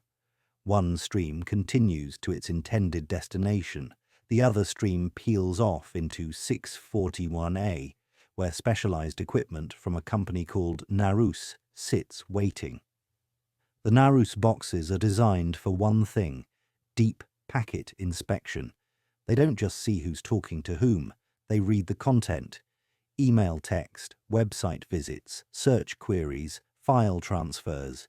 Everything passing through that building gets copied, analysed and filtered for keywords, phone numbers, email addresses, anything the NSA flags as interesting. If your data crosses that hub, the government has a copy. This stayed hidden for years. Then in 2006, a technician named Mark Klein retired from AT&T and decided he couldn't stay quiet. He'd seen the internal documents. He'd helped install the equipment. He knew what Room 641A was for, so he walked into the offices of the Electronic Frontier Foundation, a digital rights group, and handed over a stack of diagrams, work orders, and technical specifications. The evidence was undeniable. AT&T had built a surveillance room for the NSA and routed massive amounts of domestic internet traffic through it. Klein's disclosure triggered lawsuits. The EFF sued AT&T for violating the privacy of its customers. The case looked strong. The evidence was clear. AT&T had participated in warrantless mass surveillance. But then Congress stepped in. In 2008, they passed the FISA Amendments Act, which included a provision granting retroactive immunity to telecommunications companies that had cooperated with government surveillance programs. The lawsuits were dismissed. AT&T walked away clean. The legal maneuver didn't erase the facts. Room 641A existed. The splitter was real, the Naru's boxes were real, the copied data stream was real, and if it happened in San Francisco, it happened elsewhere. Other AT&T facilities, other telecom companies, other cities. The infrastructure for mass surveillance wasn't theoretical. It was installed, operational, and feeding intelligence agencies a constant flow of American communications. The room itself is small, maybe 15 by 20 feet, but its implications are enormous. It represents the collapse of the barrier between foreign intelligence gathering and domestic surveillance. The Fourth Amendment says the government needs a warrant to search your private communications. Room 641A says that rule doesn't apply when the search happens in a telecom closet before your message even reaches its destination. This is the face of modern surveillance. Not agents in trench coats following suspects, not wiretaps requiring court orders and probable cause, just infrastructure, a fibre optic splitter, a locked room, and a steady stream of everything you say online flowing into a government database. The door has a keycard reader. Inside, the machines hum, and the mirror keeps copying. After September 11, 2001, 2 words became a blank check. National security. The intelligence agencies said they needed more access, more data, more ways to see threats before they materialized. Congress said yes. The tech companies said yes. And behind classified legal opinions and secret court orders, a surveillance apparatus grew that would have been unimaginable a decade earlier. The codename was PRISM. It wasn't a single program. It was a collection system, a way for the NSA to task major internet companies, Google, Facebook, Microsoft, Apple, Yahoo, and others, to turn over user data on specific targets, not by hacking, not by breaking in, but through the front door using legal compulsion under the Foreign Intelligence Surveillance Act. Here's how it worked.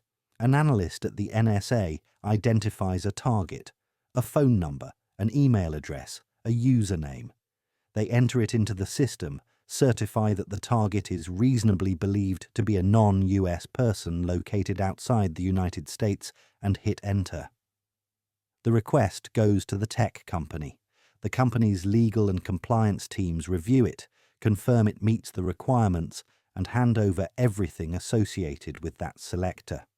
Emails, chat logs, stored files, search history, metadata showing who the target communicated with and when. All of it flows back to the NSA. The legal framework was Section 702 of the FISA Amendments Act. It allowed the government to collect communications of foreigners without individual warrants, as long as the surveillance was conducted from inside the United States and targeted people outside it. The problem? The internet doesn't respect borders. If a foreigner emails an American, that American's half of the conversation gets collected too. If an American is mentioned in a foreign target's messages, that American's information ends up in the database. The term for this is incidental collection. In practice, it meant millions of Americans' communications were swept up without warrants, stored in NSA systems, and searchable by analysts. Then there was upstream collection. While PRISM tasked the companies directly, upstream went after the internet backbone itself. Fiber optic cables carrying traffic between data centers, international gateways where communications enter and leave the country. The NSA installed equipment at key junctions and copied everything flowing through: emails, web traffic, file transfers. The volume was staggering. The agency's own internal documents described it as bulk collection, and the filters used to narrow it down were far from perfect. None of this was public until June 2013, when a contractor named Edward Snowden walked out of an NSA facility in Hawaii with a cache of classified documents and handed them to journalists. The first revelation was a court order compelling Verizon to turn over metadata on every call made by its customers. Millions of Americans. Every day.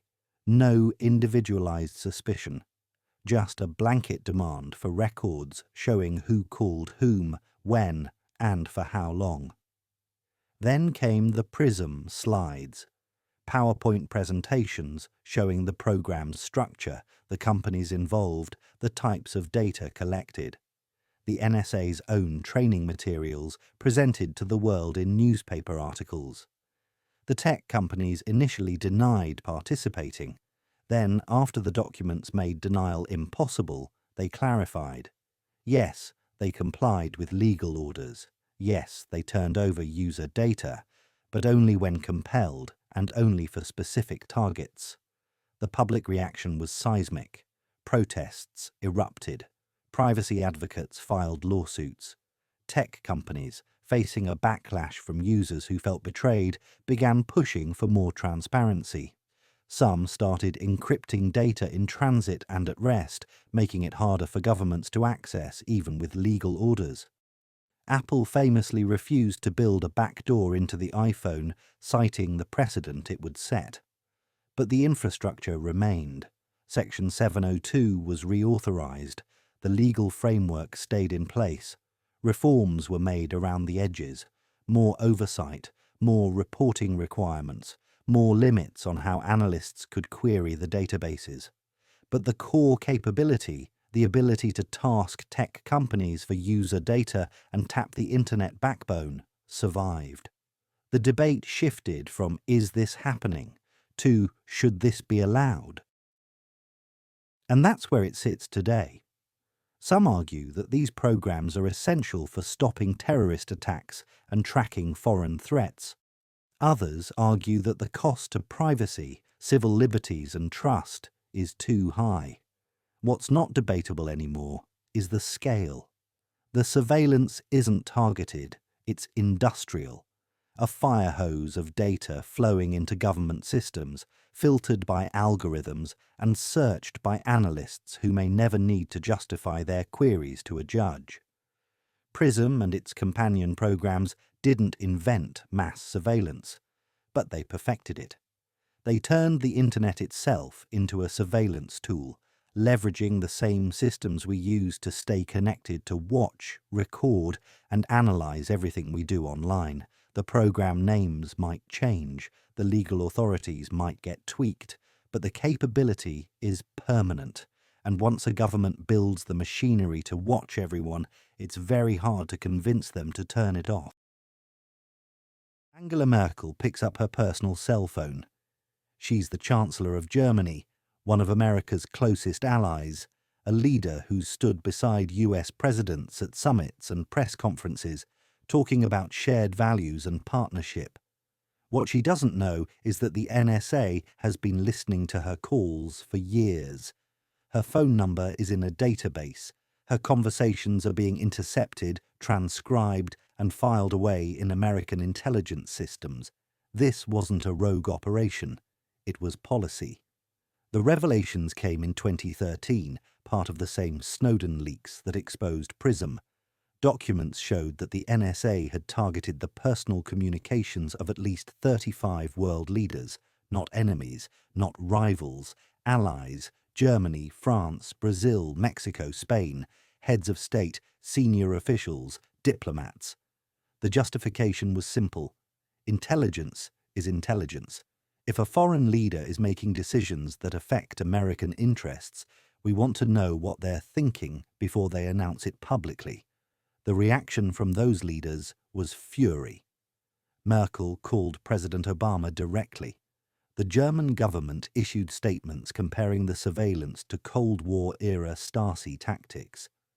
Brazil's president, Dilma Rousseff, cancelled a state visit to Washington and gave a speech at the United Nations condemning American espionage.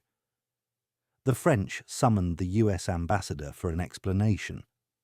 The Spanish did the same. Trust, carefully built over decades of alliance, cracked in a matter of days. The NSA's surveillance of allies wasn't limited to phone taps. The agency ran a joint operation with the CIA called the Special Collection Service, embedding surveillance equipment in US embassies and consulates around the world. Rooftop antennas disguised as maintenance equipment, specialized rooms with reinforced walls, analysts working under diplomatic cover, intercepting local communications, tapping government networks, monitoring nearby targets of interest. Even the United Nations headquarters in New York wasn't off limits. Documents showed the NSA had broken into the UN's internal video conferencing system. The technical capabilities were impressive. The NSA could intercept communications as they traveled through the air, tap fiber optic cables before they reached their destinations, and exploit weaknesses in encryption protocols to decode messages that were supposed to be secure. In some cases, they didn't need to break encryption at all. They just intercepted communications before they were encrypted or after they were decrypted on the receiving end. Why allies? The official answer, when pressed, was that even friendly governments don't always share their full plans with the United States. Trade negotiations, climate policy, military procurement, diplomatic strategies. America wants to know what its partners are really thinking, not just what they're willing to say in official channels. Critics called it a betrayal of trust. Defenders called it pragmatism.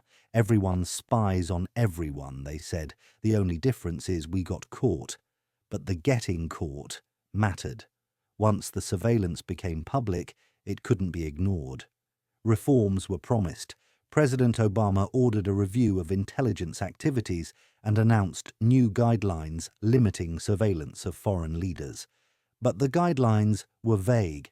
They said the US wouldn't spy on allies for the purpose of gaining economic advantage or suppressing criticism. But national security? That loophole stayed wide open. The infrastructure didn't get dismantled. The Special Collection Service still operates. Embassies still have secure rooms with antennas pointed at nearby government buildings. The technical capabilities still exist. What changed was the awareness. Foreign leaders now assume their communications might be intercepted. They use encrypted apps, avoid sensitive discussions over the phone, and limit what they share even with close partners. The trust isn't gone, but it's guarded. The Allied surveillance revelations also exposed a broader truth. Signals intelligence doesn't distinguish between friend and foe, it's a capability. Once you have the infrastructure to intercept communications globally, the question isn't whether you can listen to an ally's phone, it's whether you choose to. And for decades the choice was yes.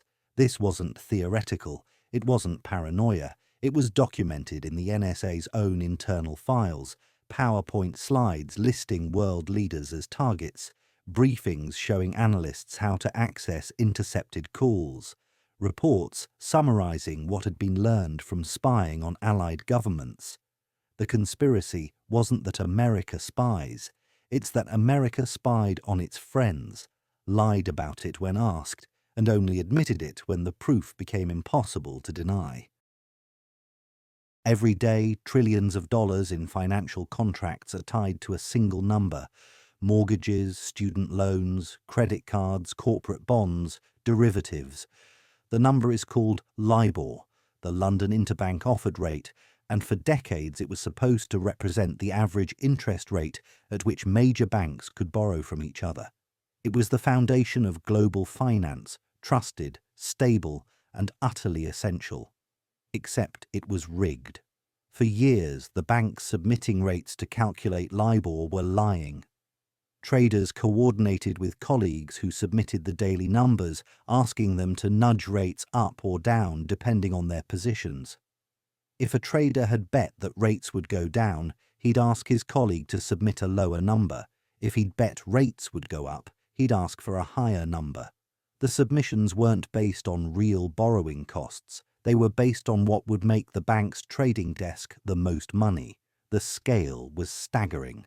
LIBOR influenced an estimated $350 trillion in financial products globally. A tiny manipulation, a few basis points, translated into millions of dollars in profit for the banks and unnoticed losses for everyone else. Homeowners paying slightly higher mortgage rates, pension funds earning slightly lower returns. The difference was small enough that no individual noticed, but multiplied across the entire financial system, it was enormous. The rigging wasn't hidden in encrypted messages or secret meetings. It happened over chat systems and emails, in language that was sometimes absurdly casual. One trader asked a colleague to submit a low rate and said, "Dude, you're killing me." Another sent a message saying, "If you keep the rate where it is, I'll pay you $50,000. The banks treated LIBOR like a favor factory, something to be adjusted based on internal needs rather than external reality. The first cracks appeared during the 2008 financial crisis.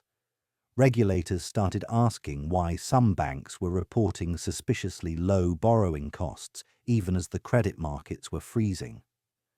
Whistleblowers inside the banks began talking to investigators. Journalists started digging, and slowly the full picture emerged. This wasn't one rogue trader. It was systemic. Barclays, UBS, Deutsche Bank, Royal Bank of Scotland, Citigroup, JP Morgan, major institutions, all manipulating the same benchmark. In 2012, Barclays became the first to settle, paying $450 million in fines and admitting to rigging LIBOR and its European equivalent, Euribor. Other banks followed. UBS paid $1.5 billion. Deutsche Bank paid $2.5 billion. Royal Bank of Scotland paid $612 million as the fines added up to billions, but they were a fraction of the profits the banks had made from the manipulation. Individual traders were prosecuted. Some went to jail. Tom Hayes, a former UBS and Citigroup trader, was sentenced to 14 years in a UK prison for conspiracy to defraud, later reduced to 11.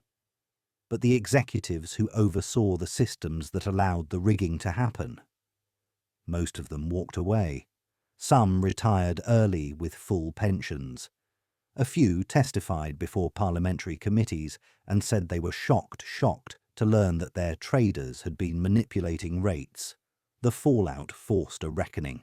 Regulators realized that LIBOR, despite being critical to global finance, was fundamentally flawed. It was based on estimates, not actual transactions. Banks were supposed to report what they believed their borrowing costs would be, not what they actually were.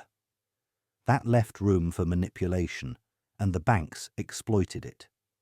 In response, regulators began phasing out LIBOR, replacing it with rates based on real transactions that couldn't be gamed as easily. But the damage was done. LIBOR rigging shattered the illusion that financial markets were self-regulating and trustworthy. It showed that when billions of dollars were on the line, major banks would cheat. Not in the shadows, but in plain sight, using internal chat systems and coordinating across desks. The conspiracy wasn't elaborate. It was banal. A bunch of traders asking colleagues to tweak a number to help their bonuses. The phrase "too big to fail" took on new meaning. These weren't reckless bets that threatened the bank's survival. This was deliberate fraud that manipulated the global economy, and the banks survived just fine. They paid fines, issued apologies, and moved on. The system that allowed it to happen didn't collapse. It adapted. The benchmark changed, the oversight increased, but the banks still set the rates. The trust never fully came back. LIBOR rigging proved something cynics had always suspected.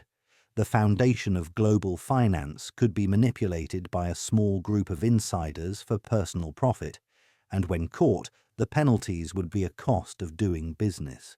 The conspiracy wasn't hidden in offshore accounts or encrypted files. It was in chat logs, preserved and archived, waiting for someone to read them and realize that the number everyone trusted was just another game. In 1971, President Richard Nixon did something that reshaped the global economy. He ended the convertibility of US dollars into gold. For decades, the dollar had been backed by gold reserves, meaning other countries could theoretically exchange their dollars for physical gold at a fixed rate. Nixon closed that window. Suddenly, the dollar was backed by nothing except trust and the full faith and credit of the US government. This created a problem. If the dollar wasn't tied to gold anymore, why would other countries keep holding it? Why would they keep using it for international trade? The value could fluctuate. Inflation could erode it. There needed to be a reason for the world to keep treating dollars as the reserve currency. So the United States engineered one: oil. In 1974, the US struck a deal with Saudi Arabia, the world's largest oil exporter. The terms were straightforward. Saudi Arabia would sell its oil exclusively in US dollars. In exchange, the United States would provide military support, weapons, and security guarantees. The Saudis agreed. Other OPEC countries followed. Almost overnight, oil, the most critical commodity in the global economy, became a dollar-denominated product. This was genius. Every country that needed oil, which was every country, now needed dollars to buy it. It didn't matter if you were Japan, France, or Brazil. If you wanted to power your economy, you had to hold US currency. That created automatic demand for dollars. Countries had to keep dollar reserves. They had to buy US Treasury bonds to store those reserves. And because the US could print dollars, it effectively meant the US could buy oil by creating money. The system became self-reinforcing. Countries earned dollars by exporting goods to the US. They used those dollars to buy oil. The oil exporters, now flush with dollars, invested them back into US financial markets, buying treasury bonds, real estate, and equities. The dollars flowed out and circled back, creating a loop that kept the US at the center of global finance. This arrangement gave the United States enormous leverage. If a country fell out of favor with Washington, it could be cut off from the dollar-based financial system. Sanctions became a weapon. Iran, Iraq, Venezuela, Russia, countries that tried to challenge US interests, found themselves locked out of international banking, unable to trade freely, their economies squeezed by financial restrictions that didn't require a single soldier. Some countries tried to break free. In 2000, Saddam Hussein announced that Iraq would start selling oil in euros instead of dollars. By 2003, Iraq had been invaded and oil sales were back in dollars. In 2011, Muammar Gaddafi proposed creating a gold-backed African currency to replace the dollar in oil trade. By the end of that year, Gaddafi was dead and Libya was in chaos. Correlation isn't causation, but the pattern is hard to ignore. Leaders who challenge the petrodollar system don't tend to stay in power long. The petrodollar isn't a conspiracy theory, it's a documented system. You can read about the US-Saudi agreement in historical records. You can track the flow of petrodollars through financial markets. You can see how oil-producing countries recycle their revenues into US assets. What makes it feel like a conspiracy is how invisible it is. Most people have no idea that the global oil trade is the reason the US can run massive budget deficits without collapsing its currency, but cracks are forming. China and Russia have been working to bypass the dollar in oil transactions, creating alternative payment systems and trading oil in yuan and rubles. Saudi Arabia has started accepting other currencies for oil sales. The system that seemed permanent is showing signs of strain. If the petrodollar unravels, the consequences would be profound. The US would lose its ability to print money and have the world absorb it. Interest rates would rise, deficits would become unsustainable, the entire structure of American financial dominance would need rethinking. For now, the system holds. Oil is still mostly traded in dollars. The Treasury bond market is still the deepest and most liquid in the world. But the foundation isn't as stable as it was. The petrodollar was never formalized in a treaty or announced with fanfare. It was built quietly in back rooms and bilateral agreements, and it reshaped the global economy in ways most people never see. That's not a conspiracy. That's just how power works when it's smart enough to hide in plain sight. The revolving door spins so fast you can barely see it move. A pharmaceutical executive leaves their corner office and takes a job at the FDA. An FDA regulator retires and joins a pharmaceutical company's board of directors. A lobbyist for the banking industry becomes the head of the agency that regulates banks. The head of that agency later becomes a lobbyist for the banking industry. Round and round it goes, and the lines between regulator and regulated blur until they disappear entirely. This isn't corruption in the traditional sense. Nobody's stuffing envelopes with cash or meeting in parking garages. It's legal, it's documented, it's called regulatory capture, and it's how industries turn the agencies meant to control them into partners instead of watchdogs. Here's how it works. Congress passes a law creating a regulatory agency. The EPA for environmental protection, the FCC for communications, the FDA for food and drugs, the SEC for financial markets. The agency is supposed to write rules, enforce standards, and protect the public interest. But the agency needs experts. People who understand the technical details of the industry they're regulating, and where do those experts come from? The industry itself.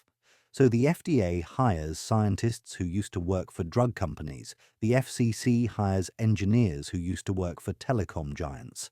The SEC hires traders who used to work on Wall Street. These people bring valuable knowledge. They understand how the industry operates, what's realistic, what's not. But they also bring relationships, sympathies, and an understanding that their next job might be back in the industry they're currently regulating. This creates a problem. If you're an FDA official deciding whether to approve a new drug and you know that being too strict might burn bridges with pharmaceutical companies that could hire you later, how aggressive are you going to be? If you're an SEC regulator investigating a bank, and half your colleagues came from that bank and the other half want to work there eventually, how hard are you going to push? The result is rules written by the people who will be regulated by them. It's not a conspiracy in a smoke-filled room. It's a system where the incentives naturally align the regulator with the industry rather than the public. The oil industry doesn't need to bribe the EPA. It just needs to make sure the people writing environmental regulations understand that being reasonable, flexible, and industry-friendly will be rewarded with lucrative consulting gigs after government service. Then there's complexity. Regulatory agencies don't write simple rules. They write thousands of pages of dense technical language that only specialists can understand. The Clean Air Act spawned regulations so complicated that companies need teams of lawyers just to figure out what they're required to do. The Dodd-Frank Financial Reform Act, passed after the 2008 crisis, is over 2,300 pages long and required hundreds of additional rules to implement. Who writes those rules? Often industry lobbyists. They submit draft language. They comment on proposed regulations. They meet with agency staff to explain why certain provisions are unworkable. And because the agencies are understaffed and overwhelmed, they often accept the industry's suggestions. The result is regulation that looks strict on paper but has loopholes big enough to drive a truck through. Take the FDA's approval process for new drugs. It's supposed to be rigorous, independent review, clinical trials, safety monitoring. But the FDA is funded in part by fees paid by the pharmaceutical companies seeking approval. That creates a conflict. The companies are, in effect, the FDA's customers. And when your customers fund your operations, you have an incentive to keep them happy. The result? Drugs get approved faster, sometimes with less scrutiny than public health advocates say is necessary. Or look at the financial industry. After the 2008 crisis, regulators were supposed to get tougher, but the people running those agencies came from Wall Street and would likely return to Wall Street. The head of the Treasury Department was a former Goldman Sachs executive. The head of the New York Federal Reserve had deep ties to the banks he was regulating. When it came time to write new rules, the regulations were complex, filled with exceptions, and often enforced weakly. The banks paid fines when they got caught breaking the rules, but the fines were small compared to their profits. Cost of doing business. Regulatory capture isn't limited to federal agencies. It happens at the state level too. Utilities regulators who decide electricity rates often come from the utility companies. Occupational licensing boards, which control who can work in professions like hairdressing or real estate, are often dominated by existing professionals who use licensing rules to limit competition. The result is higher prices, fewer choices, and insiders protected from outsiders. The defense of this system is that it's necessary. Industries are complicated. You need experts. And the only people with real expertise are the ones who've worked in the industry. If you ban the revolving door, you lose that expertise. Regulations become impractical, unenforceable, or actively harmful. Better to have knowledgeable insiders writing the rules than outsiders who don't understand the consequences. But that defense ignores the incentive problem. When the people writing and enforcing the rules expect to return to the industry they're regulating, the rules get written to benefit the industry, not the public. It's not corruption, it's alignment. And it's perfectly legal. The result is a system where regulation exists, but it protects the regulated more than the public. Industries don't fear their regulators, they partner with them. The agencies become gatekeepers that keep out competition while letting established players operate with minimal interference. It's not a conspiracy, it's just the way power consolidates when the rules are written by the people they're supposed to constrain. Your phone breaks after 2 years. The battery dies, or the screen cracks, or it just starts running slower for no clear reason. So you buy a new one. A year later, the company stops supporting the old model with software updates. Apps stop working. Security vulnerabilities don't get patched. The phone becomes a liability. So you upgrade again. And the cycle continues. This isn't an accident. It's design. Planned obsolescence. the practice of deliberately engineering products to fail or become obsolete faster than necessary. The goal is simple: keep you buying. If products lasted as long as they could, companies would sell fewer of them. So they build in weaknesses: batteries that can't be replaced, screens that crack easily, software updates that slow down older devices, printers that stop working after a certain number of pages, even though the hardware is fine. The most famous example is the light bulb. In the 1920s, manufacturers formed a cartel called the Phoebus Cartel. They agreed to limit the lifespan of incandescent bulbs to 1,000 hours. Before the cartel, bulbs could last 2,500 hours or more, but longer-lasting bulbs meant fewer sales. So the cartel artificially shortened bulb lifespans, and any company that violated the agreement faced fines. The cartel lasted until World War II, but the practice of designing for obsolescence survived. Then there's the fashion industry. Trends change every season. Last year's style becomes this year's outdated look. The clothes themselves might be fine, but you're encouraged to replace them anyway because they're no longer fashionable. Fast fashion brands like Zara and H&M accelerate this cycle, producing cheap clothing designed to last a single season. The environmental cost is staggering. Millions of tons of clothing end up in landfills every year. But the business model works. Constant churn keeps customers coming back. Software follows the same pattern. Companies like Apple and Microsoft release new operating systems that require more processing power and memory. Your old computer can't keep up. It's not broken, but it's slow, incompatible with new apps, and no longer supported with security updates. So you buy a new one. The old one had years of life left in it, but artificial obsolescence through software makes it unusable. Then there's ink cartridges. Printers are sold cheap, sometimes at a loss, because the real money is in the ink.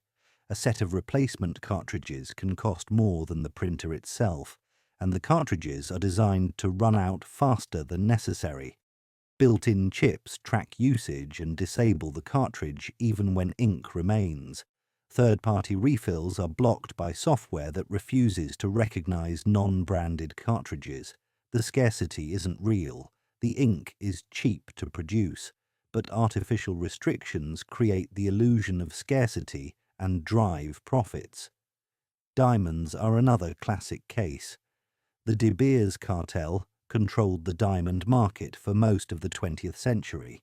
They owned the mines, controlled the supply, and convinced the world that diamonds were rare and valuable. In reality, diamonds aren't rare. They're just controlled. De Beers stockpiled diamonds and released them slowly to keep prices high. They created the engagement ring tradition through marketing, convincing consumers that a diamond ring was essential for marriage. The scarcity was manufactured, the value artificial, but the profits were real. Copyright law extends this concept into intellectual property. A song, a book, or a movie could be freely shared once created. The marginal cost of distribution is nearly zero in the digital age. But copyright creates artificial scarcity by restricting who can access and share creative works. Disney lobbies to extend copyright terms so that Mickey Mouse doesn't enter the public domain.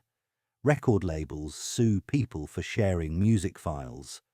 The scarcity isn't in the product, it's in the legal restrictions that limit access. The same logic applies to prescription drugs. A pharmaceutical company develops a medication, patents it, and charges high prices because they have a monopoly. Once the patent expires, generic manufacturers can produce the same drug for a fraction of the cost. The scarcity wasn't in the production, it was in the legal monopoly. Insulin, for example, costs pennies to produce but can sell for hundreds of dollars because a handful of companies control the market and use patents, regulatory barriers, and exclusivity agreements to keep competitors out. Then there's artificial restrictions on digital goods, video games locked to specific consoles, e-books that can't be transferred between devices, streaming services that geo-block content based on your location. None of these restrictions are technical limitations. They're business decisions designed to control access and maximize profit. The content could be available everywhere, but scarcity is manufactured through licenses, regional restrictions, and platform locks. Even housing follows this pattern. Zoning laws, building permits, and land use restrictions limit where and how much housing can be built. In cities like San Francisco and New York, the scarcity of housing isn't natural. It's created by regulations that prevent new construction. Existing homeowners and developers benefit from this artificial scarcity because it drives up property values. The result is a housing crisis, not because there's no space, but because the rules prevent building enough supply. Manufactured scarcity isn't a conspiracy in the traditional sense. It's not hidden. It's a documented business strategy taught in business schools, discussed openly in corporate boardrooms, and protected by law. The goal is to control supply, create artificial demand, and maximize profit. And it works. Companies don't want products that last forever. They want products that need replacing. They don't want abundance. They want the illusion of scarcity, because scarcity drives prices up. Egypt, 1954. A bomb goes off in a post office in Alexandria. Another explodes in a Cairo cinema. More follow at American and British-owned targets. The devices are crude, mostly incendiaries, designed to cause damage but not mass casualties. The Egyptian government blames underground extremist groups, possibly the Muslim Brotherhood, possibly foreign agents trying to destabilize the country. Then the Egyptian police catch a break. They arrest a local operative and find evidence linking the attacks to something unexpected, not Egyptian extremists, Israeli intelligence. The bombs were part of a false flag operation designed to be blamed on Egyptians or Arabs, with the goal of damaging Egypt's relationship with Britain and the United States. This was the Lavon affair, named after Israeli Defense Minister Pinhas Lavon, who was blamed for authorizing the operation. The plan was simple but cynical. Stage attacks on Western targets in Egypt make it look like Egyptian radicals were responsible and hope that Britain and the US would reconsider their warming relationship with Egyptian President Gamal Abdel Nasser. Israel had a motive. Nasser was positioning Egypt as a leader of the Arab world and moving closer to the Soviet Union. Britain was negotiating to withdraw its troops from the Suez Canal zone. If Egypt looked unstable and dangerous to Western interests, maybe Britain would reconsider. Maybe the US would back away. Israel recruited a network of Egyptian Jews, young men and women living in Cairo and Alexandria, and trained them in sabotage. The operation was called Operation Susanna. The recruits planted the bombs. The attacks happened, but one of the operatives was caught when a device detonated prematurely in his pocket. Under interrogation, he gave up the network. Egyptian authorities arrested the cell, put them on trial, and convicted them of espionage. 2 were executed. Others received long prison sentences. In Israel, the scandal exploded. The operation was unauthorized at the highest levels, or at least that was the claim. Defense Minister Lavon denied giving the order. He blamed military intelligence. Military intelligence blamed Lavon.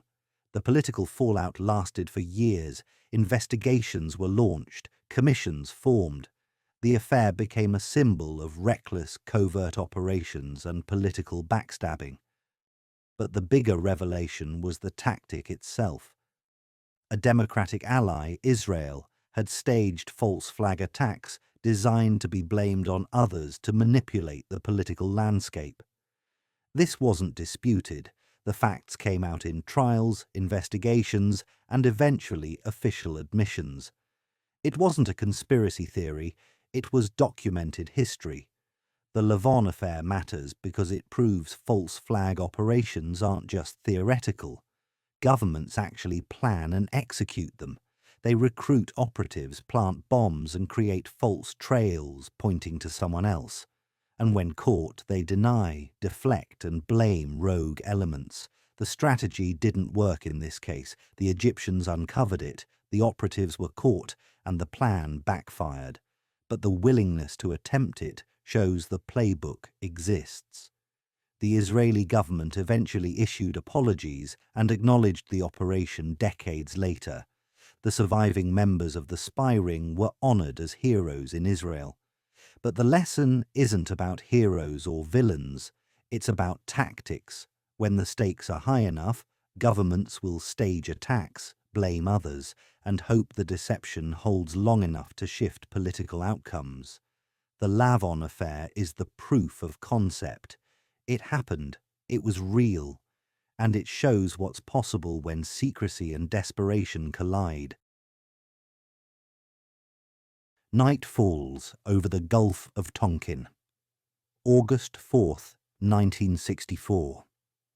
Two American destroyers, the USS Maddox and the USS Turner Joy, are running a patrol off the coast of North Vietnam. The sea is choppy, the weather is bad. Radar operators stare at their screens and see something. Blips that appear and vanish. Sonar picks up sounds that might be torpedoes. Gunners open fire into the darkness at targets they can't see. Radio messages fly back to Washington. We're under attack. Multiple torpedo boats. Evasive maneuvers. The reports are urgent, chaotic, and convincing. Within hours, President Lyndon Johnson addresses the nation. American ships have been attacked in international waters by North Vietnamese forces. The US will respond with force. Within days, Congress passes the Gulf of Tonkin Resolution, giving the President broad authority to use military force in Southeast Asia without a formal declaration of war. The Vietnam War escalates from advisory missions to full combat operations. There's just one problem. The second attack, the one on August 4th, probably never happened. The blips on the radar were likely false returns caused by bad weather. The sonar contacts were probably the destroyer's own propellers echoing off the hull. The gunfire was aimed at ghosts. In the chaos and tension of the moment, the crews convinced themselves they were under attack. But as the night went on and no wreckage, no enemy boats, and no physical evidence emerged, doubt crept in. The commander of the Maddox sent a follow-up message urging caution. He suggested that the reported contacts might have been errors. He recommended a thorough review before taking action. But by then, the political momentum was already rolling. Johnson wanted congressional approval for escalation. The reported attack gave him the justification. The details could be sorted out later. And they were. Years later, declassified documents and internal NSA histories revealed the truth. The August 4th attack was almost certainly a false alarm. Intercepts of North Vietnamese communications that were initially claimed as proof of the attack were later found to refer to the earlier, real engagement on August 2nd, not the phantom battle on August 4th. The sonar and radar data were reanalyzed and found to be unreliable. The first attack on August 2nd did happen. North Vietnamese patrol boats approached the Maddox, shots were exchanged, and the engagement was brief but real. But that attack was less clear-cut than it seemed. The Maddox was supporting South Vietnamese commando raids along the North Vietnamese coast. From Hanoi's perspective, the American ship wasn't an innocent bystander. It was part of a hostile operation. But the second attack, the one that triggered the Tonkin Gulf Resolution and opened the floodgates for American involvement in Vietnam, was built on misread instruments, nervous crews, and political opportunism. It wasn't a deliberate lie in the sense that someone fabricated evidence. It was worse. It was uncertainty packaged as certainty and rushed into policy because the story was useful. Defense Secretary Robert McNamara later admitted he had doubts about the second attack even at the time. But those doubts were suppressed. President Johnson reportedly joked in private that those dumb sailors were probably shooting at flying fish. But publicly, the administration stood firm. The attack happened, the response was justified, and Congress went along. The Gulf of Tonkin incident shows how wars can start on mistakes sold as facts. The North Vietnamese didn't attack on August 4th, but the US acted as if they had. The resolution passed almost unanimously. Only 2 senators voted against it, and the war that followed killed millions, devastated Vietnam, and divided America for a generation. This isn't a conspiracy in the sense of a planned deception. It's something more insidious, a rushed decision, a convenient narrative, and a refusal to slow down and verify before committing to action. The phantom attack became real in its consequences, even though it never happened. And the lesson, learned too late, is that the fog of war doesn't just obscure the battlefield, it obscures the truth. And sometimes that obscurity is exactly what the people in power need to do what they wanted to do anyway. Rain is a weapon. That's not a metaphor. In the late 1960s, the US military flew planes over the Ho Chi Minh Trail in Laos and Vietnam, seeding clouds with silver iodide to extend the monsoon season. The operation had a cheerful code name, Popeye.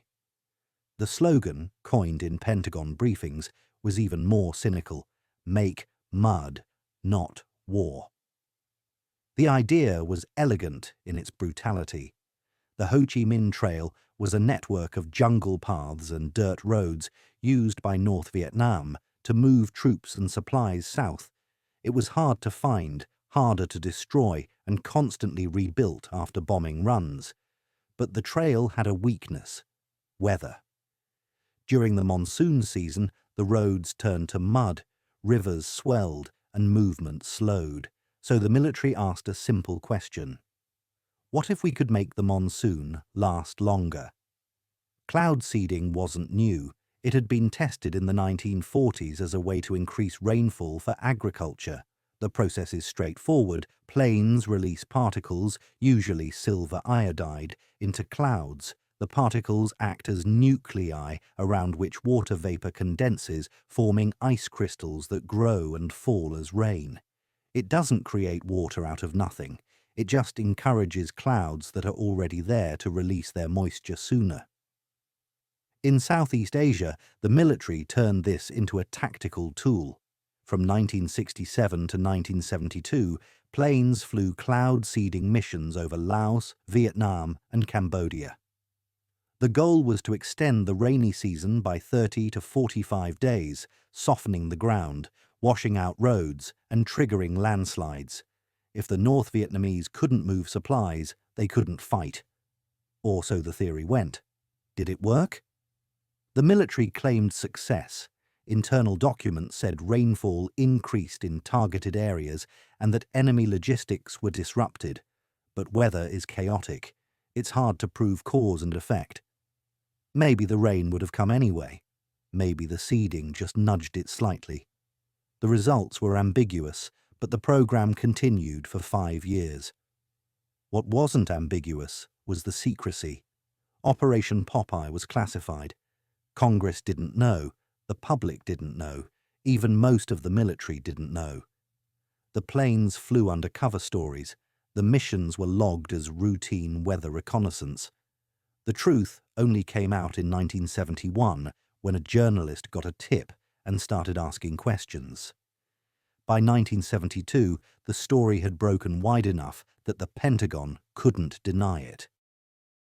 They confirmed the program and quietly shut it down.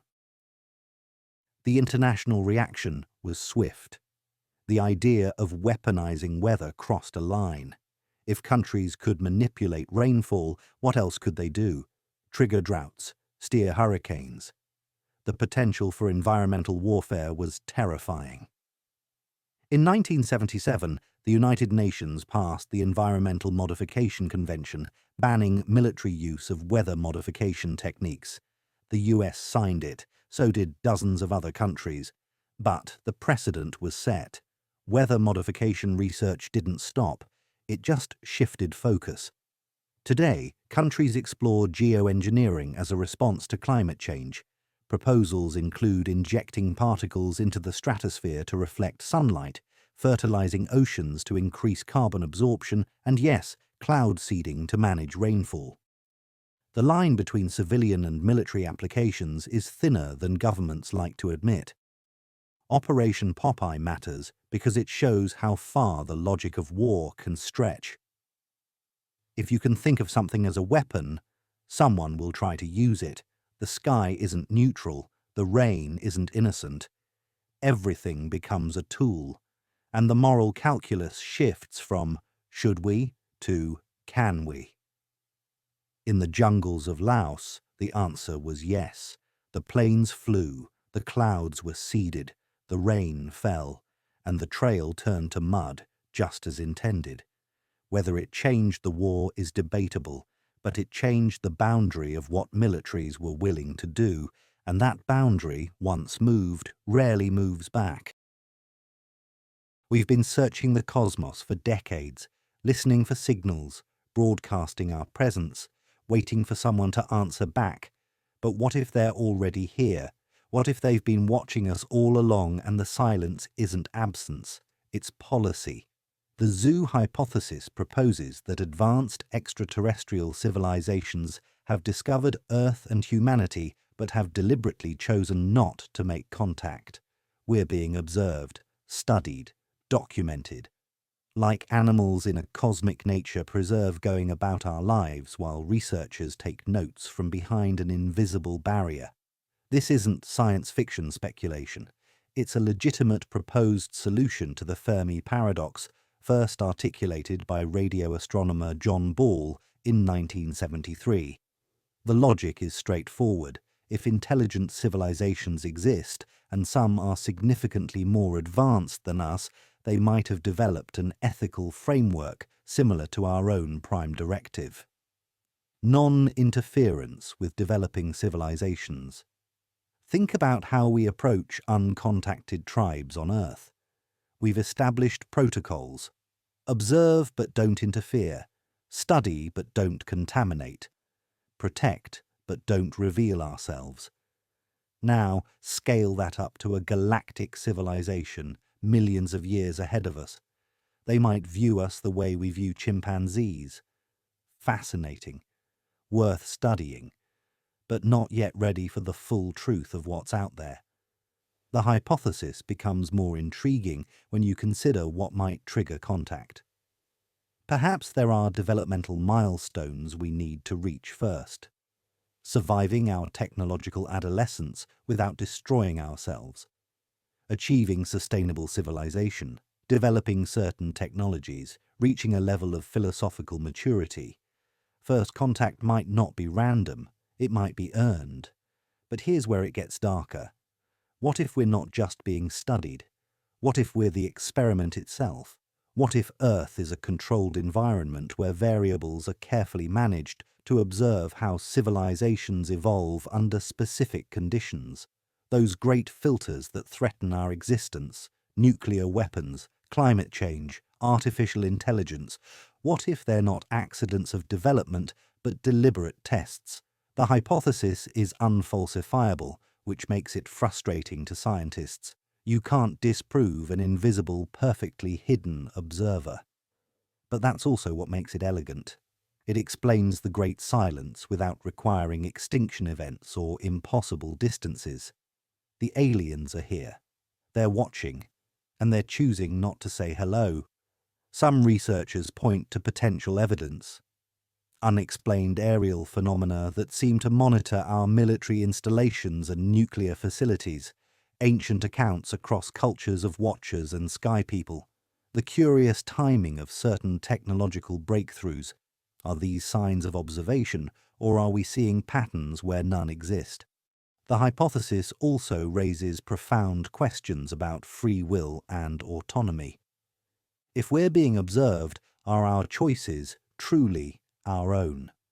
Are major historical events like world wars, technological revolutions, social movements, are these organic developments or influenced outcomes? When we finally do make contact, will we discover that our entire history has been gently guided by unseen hands? And then there's the most unsettling possibility. What if the experiment is ending? What if the observation period has a defined duration and we're approaching its conclusion? Would that explain the recent uptick in UAP sightings and government disclosure? Are the zookeepers preparing to finally introduce themselves, or are they wrapping up the study? The zoo hypothesis sits at that uncomfortable intersection of plausible and unprovable. It explains the data, fits the evidence, and requires nothing more than advanced civilizations having ethics. The question isn't whether it's possible. It clearly is. The question is whether we're ready to accept that our cosmic significance might be as research subjects, that our entire existence might be observed entertainment for beings we can't comprehend. And that first contact might happen not when we're ready, but when they decide the study is complete. Imagine a forest at night, vast and ancient. You're armed but vulnerable, surrounded by darkness where anything could be hiding. You hear a noise. Do you call out, announce your position, try to make friends? Or do you stay silent, hidden? Because in a dark forest full of armed strangers, the first one to make noise is the first one to die. This is the dark forest theory, and it might be the most terrifying solution to the Fermi paradox ever proposed. Popularized by Chinese science fiction author Liu Cixin in his novel The Dark Forest, this hypothesis suggests the universe is teeming with intelligent civilizations. But they're all hiding, because broadcasting your location is cosmic suicide. The logic is brutally simple. Any civilization that survives long enough to achieve interstellar awareness must assume two things about other civilizations. First, that survival is their primary goal, and second, that you can never be certain of their intentions. Even if 99% of civilizations are peaceful, that 1% of hostile ones represents an existential threat. And here's the kicker. By the time you discover whether a civilization is friendly or hostile, it might be too late. In this framework, the optimal survival strategy isn't communication, it's elimination. If you detect another civilization, you destroy it immediately before they can become a threat to you. Not out of malice, but out of cold, logical necessity. First strike is everything. Hesitation is extinction. This explains the Great Silence perfectly. The galaxy isn't empty. It's full of civilizations so terrified of each other that they've collectively agreed on an unspoken rule. Stay quiet, stay hidden, and eliminate anything that breaks the silence. The universe is a dark forest full of armed hunters, and everyone's afraid to light a campfire. Now, here's the disturbing part. Humanity has already broken this rule. For over 70 years, we've been broadcasting radio and television signals into space. We've sent deliberate messages like the Arecibo transmission. We've launched the Voyager probes with gold records containing our location. If the dark forest theory is correct, we've essentially been screaming we're here in a forest full of armed predators. Those signals are now travelling at the speed of light, spreading outward in an ever-expanding sphere, creating a bubble of detection around Earth that grows larger every day. We can't call them back. We can't unsend them. If there's a hunter out there listening, they've already heard us, and they're already calculating whether we're a threat worth eliminating. Some scientists argue we're probably safe. Space is vast, our signals are weak, and any civilization capable of reaching us is probably advanced enough to be peaceful. But that's optimistic thinking in a dark forest. Advanced doesn't mean peaceful. It means efficient at survival, which might require efficient at elimination. Others point out that we might have gotten lucky. Maybe we're in a relatively empty part of the galaxy, or our signals haven't reached anyone yet, or we're genuinely alone in our local cluster. But the theory suggests that the moment we achieve the capability for interstellar travel, the moment we become a potential threat, we also become a potential target. The implications are staggering. Should we stop all broadcasts into space? Should SETI switch from listening to sending? Should we develop defensive capabilities before advertising our presence, or is it already too late and we're just waiting for something we've awakened to arrive? The dark forest theory transforms the Fermi paradox from where is everyone to where is everyone hiding and what happens when they find us. It suggests the great filter isn't behind us, it's ahead and it's armed. Every civilization faces the same choice. Stay silent and survive, or speak up and risk annihilation. Most chose silence. We chose the beacon. Maybe everyone else learned this lesson the hard way. Maybe we're about to. For decades, UFO sightings were dismissed as weather balloons, swamp gas, and the fever dreams of attention seekers. That changed in 2017 when the New York Times published cockpit footage from Navy fighter pilots showing objects performing maneuvers that seemed to violate the laws of physics. And it changed again when the Pentagon quietly admitted, yes, these programs exist, yes, we've been studying this, and yes, we don't know what these things are. We're now in the middle of something unprecedented, a slow, rolling disclosure of information about unidentified aerial phenomena that's coming from the most credible sources imaginable. Military pilots with top-secret clearances, Pentagon officials testifying under oath to Congress, classified briefings acknowledging that something is operating in our airspace with technology that doesn't match any known human capability.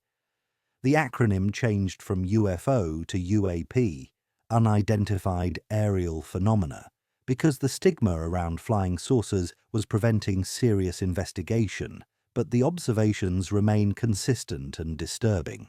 Craft that accelerate from a standstill to hypersonic speeds instantaneously. That turn at angles that would liquefy any human pilot. That transition seamlessly from air to water that seemed to anticipate pilot movements, that jam radar and disable weapons systems. The USS Nimitz encounter in 2004 is the most famous case. Commander David Fravor, a credible fighter pilot with 18 years of experience, described a white tic-tac-shaped object that descended from 28,000 feet to sea level in less than a second, moved with no visible propulsion system, and then shot off at impossible speeds when approached. When he returned to the carrier, the object was already at his next waypoint 60 miles away waiting for him. It somehow knew where he was going. This isn't a lone incident. The Pentagon's UAP task force has collected hundreds of similar reports. In 2021, the Office of the Director of National Intelligence released a report acknowledging 144 incidents involving UAPs since 2004, with only one conclusively identified as a deflating balloon. The rest remain unexplained.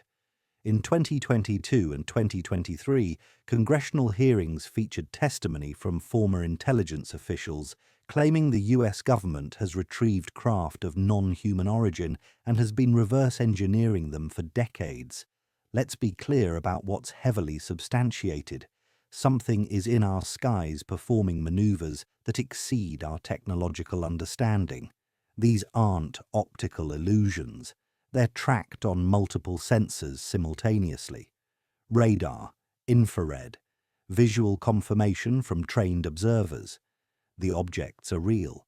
The question has shifted from are UFOs real to what are they?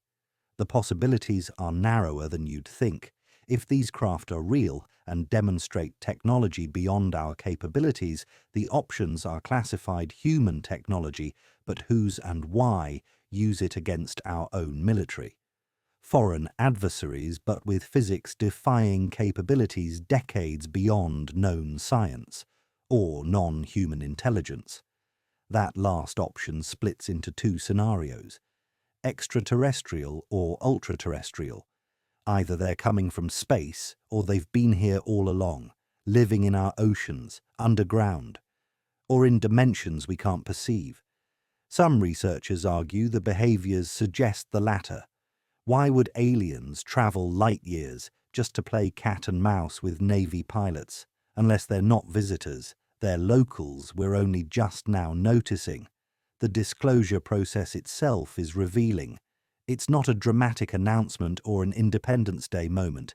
It's slow, bureaucratic, gradual, drip-feeding information through official channels, acclimatizing the public to the reality that we share our airspace with something we don't understand and can't control. Why this approach? Perhaps because the full truth is destabilizing. Perhaps because revealing too much too fast would cause panic, or expose decades of cover-up, or acknowledge capabilities we've been lying about, or admit something even stranger. Some insiders claim we're building toward a bigger revelation. Others suggest this is all a limited hangout, admitting part of the truth to hide something larger. But the official position has already shifted dramatically. From these don't exist to they exist, but we don't know what they are, to they're not ours, and they're performing beyond known physics. The question isn't whether something is real anymore. The evidence is overwhelming. The question is what it is, who's known all along, what else they're not telling us, and why disclosure is happening now through official channels with this particular timing and framing. Something is operating in our reality that doesn't fit our scientific models. And after 70 years of denial, the institutions that dismissed this are now admitting we were wrong to ignore it, and we still don't have answers. That shift from dismissal to acknowledgement might be the most significant development in human history. We're not alone in our skies, and we never were. What if everything you've ever experienced is a rendered construct? Every sight, sound, touch, thought, memory. What if the universe itself is a simulation running on hardware in some parent reality, and you're a conscious subroutine experiencing existence from the inside? This isn't fringe speculation. It's taken seriously by philosophers, physicists, and technologists because the logic is mathematically compelling. The argument most famously articulated by philosopher Nick Bostrom goes like this: if any civilization reaches the technological capability to create realistic simulations of conscious beings, and if they have any reason to run such simulations, then they'll likely run many of them, perhaps millions or billions, which means for every one base reality, there could be countless simulated realities nested within it. Now comes the statistical gut punch. If simulated realities vastly outnumber base reality, then any randomly selected conscious observer, including you, is statistically more likely to be in a simulation than in the real thing. Not because simulations are common, but because if they're possible at all, they'll be so numerous that base reality becomes the statistical outlier. The reasoning is sound enough that serious thinkers debate it. Elon Musk has said he believes there's only a 1 in billions chance we're in base reality. Physicists wonder if quantum mechanics, with its probabilistic nature and observer effects, might be computational shortcuts, optimizations in the rendering engine. Why does reality only resolve to specifics when observed? Perhaps because it's expensive to render everything all the time, so the system only computes what's being looked at. Some point to potential glitches as evidence. The Mandela effect, where large groups share false memories. Quantum entanglement, where particles seem to share information faster than light should allow. The Planck length, which could be the pixel resolution of space-time, the fine-tuning of physical constants, which seems suspiciously optimized for complexity to emerge. But here's the twist. If we're in a simulation, the simulators might be in a simulation too, and those simulators might be simulated. It's simulations all the way up or down, depending on your perspective. There's no guarantee that the reality running our simulation is base reality any more than we are. We could be nested layers deep in a recursive stack of simulated universes, each one thinking it might be real. The philosophical implications are staggering. If we're simulated, does that make our experiences less real, our suffering less valid, our choices less meaningful? Most philosophers say no. Consciousness is consciousness. Suffering is suffering regardless of substrate. If you're experiencing qualia, phenomenal awareness, the felt sense of being, then you're real enough to matter whether you're made of atoms or algorithms. But then there's the question of purpose. Why would anyone simulate an entire universe? The possibilities range from mundane to terrifying. Scientific research. We're an experiment. Entertainment. We're a game. Education. We're a teaching tool. Computation. We're processing nodes. Heritage. We're digital archaeology of their past, or something incomprehensible to beings existing within the constraints of the simulation itself. If we're in a simulation, can we detect it? Some physicists think yes. We might find computational artifacts, logical inconsistencies, resource limitations. Others think no. A perfect simulation would be indistinguishable from base reality by definition. We might be limited by the very code that defines our perceptual and cognitive capabilities. You can't see outside the box when you're made of the box. And here's the existential kicker. If we're in a simulation, what happens when it ends? Are we saved, backed up, archived, or do we simply cease when someone hits exit? Do we have rights? Can we appeal to our creators? Or are we temporary patterns in someone else's research project, destined to wink out when the study concludes? Some argue we should live as if we're in base reality because the alternative is paralyzing.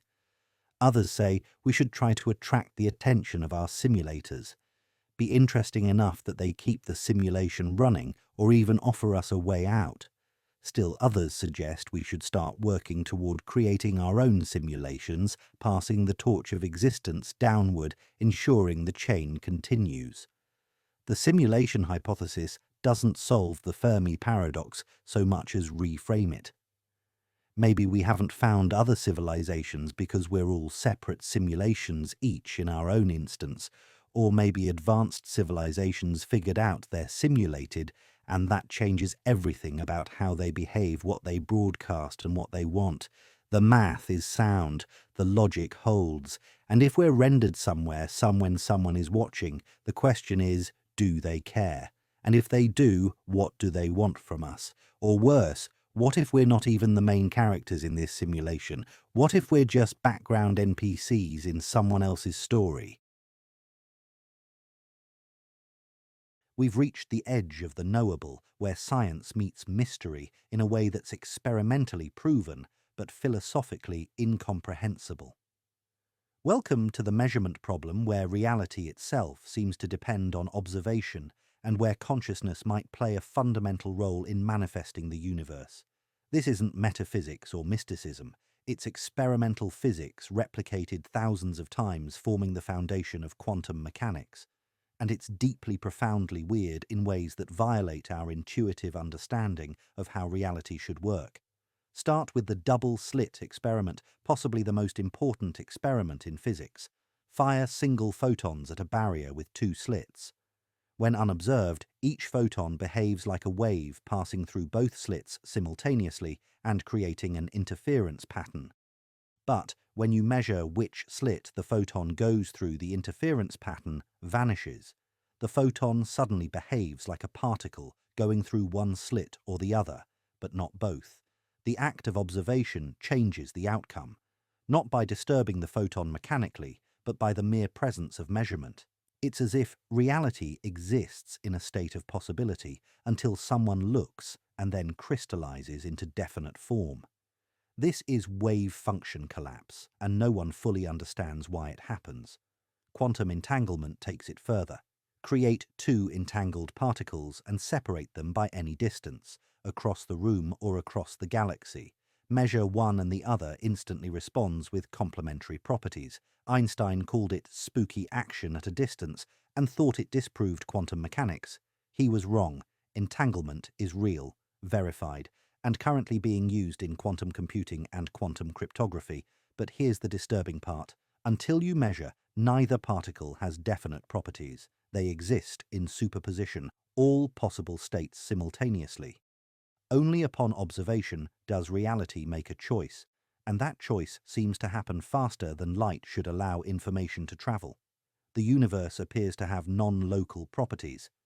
Distant parts somehow coordinated as if space itself is less fundamental than we thought. So what counts as observation? Does a conscious observer matter, or would any measuring device trigger collapse? This is where physicists split into competing interpretations and where consciousness enters the picture. The Copenhagen interpretation, long dominant, essentially says, don't ask what's really happening before measurement. The wave function is all you can know. Observation creates reality in a practical sense. Some versions suggest consciousness is necessary for collapse, that the universe exists in quantum limbo until a conscious mind observes it. Physicist John Wheeler proposed the participatory universe, that observers aren't just passive recipients of reality, but active participants in bringing it into being. His delayed choice experiments showed that decisions made now can apparently affect what happened in the past, suggesting time itself might be less fixed than we assume. The many worlds interpretation offers an alternative.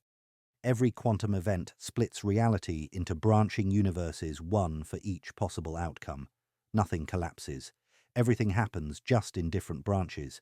You're constantly splitting into countless versions across infinite parallel worlds. Observation doesn't collapse the wave function. It just determines which branch you experience. But even many worlds doesn't escape the role of observation. Why do you experience one branch and not all of them? What is the you that has a singular experience of reality? Consciousness still matters. It's just your conscious perspective that's being split and distributed across worlds. The implications spiral outward into vertigo. Does the universe have a history before the first conscious observer? Wheeler suggested that early life observing the cosmos might have collapsed the wave function of history itself, retroactively creating a definite past. The universe might have been in superposition. Every possible history simultaneously real until something looked back and made it specific. Some physicists argue this suggests consciousness isn't a byproduct of matter, but something fundamental to reality itself. A basic feature of the universe, not an emergent property of complex brains. Panpsychism. The idea that consciousness might be intrinsic to all matter suddenly seems less crazy when quantum mechanics suggests observation affects outcome at the most fundamental level. Others point to quantum biology, evidence that photosynthesis, bird navigation, and even smell might use quantum effects. If evolution discovered quantum mechanics, perhaps consciousness itself is a quantum phenomenon and the hard problem of consciousness. Why subjective experience exists at all connects to the measurement problem. The philosophical implications are existential. If observation affects reality, then consciousness isn't just experiencing the universe, it's participating in creating it. Reality doesn't exist independently out there waiting to be discovered. It exists in relationship with observers, crystallizing from possibility into actuality through the act of measurement. This connects to the Fermi paradox in an eerie way. If consciousness plays a role in manifesting reality, then the universe might be participatory in a literal sense. Advanced civilizations might not be out there to detect, they might exist in different observational frameworks, different branches of the wave function, different modes of consciousness that don't intersect with ours. Or perhaps, and this is the truly unsettling possibility, we're observing the universe into existence around us as we explore it. The aliens aren't out there yet because we haven't looked for them in the right way. Reality is rendering as we investigate it, and the reason we find silence is because that's what we're unconsciously manifesting. The measurement problem remains unsolved. Reality behaves differently when observed. Science has hit the edge of the knowable, where the tools we use to investigate reality become entangled with reality itself. The universe might not exist independently of the observer, and that raises the most profound question of all. If consciousness creates reality, then what created consciousness?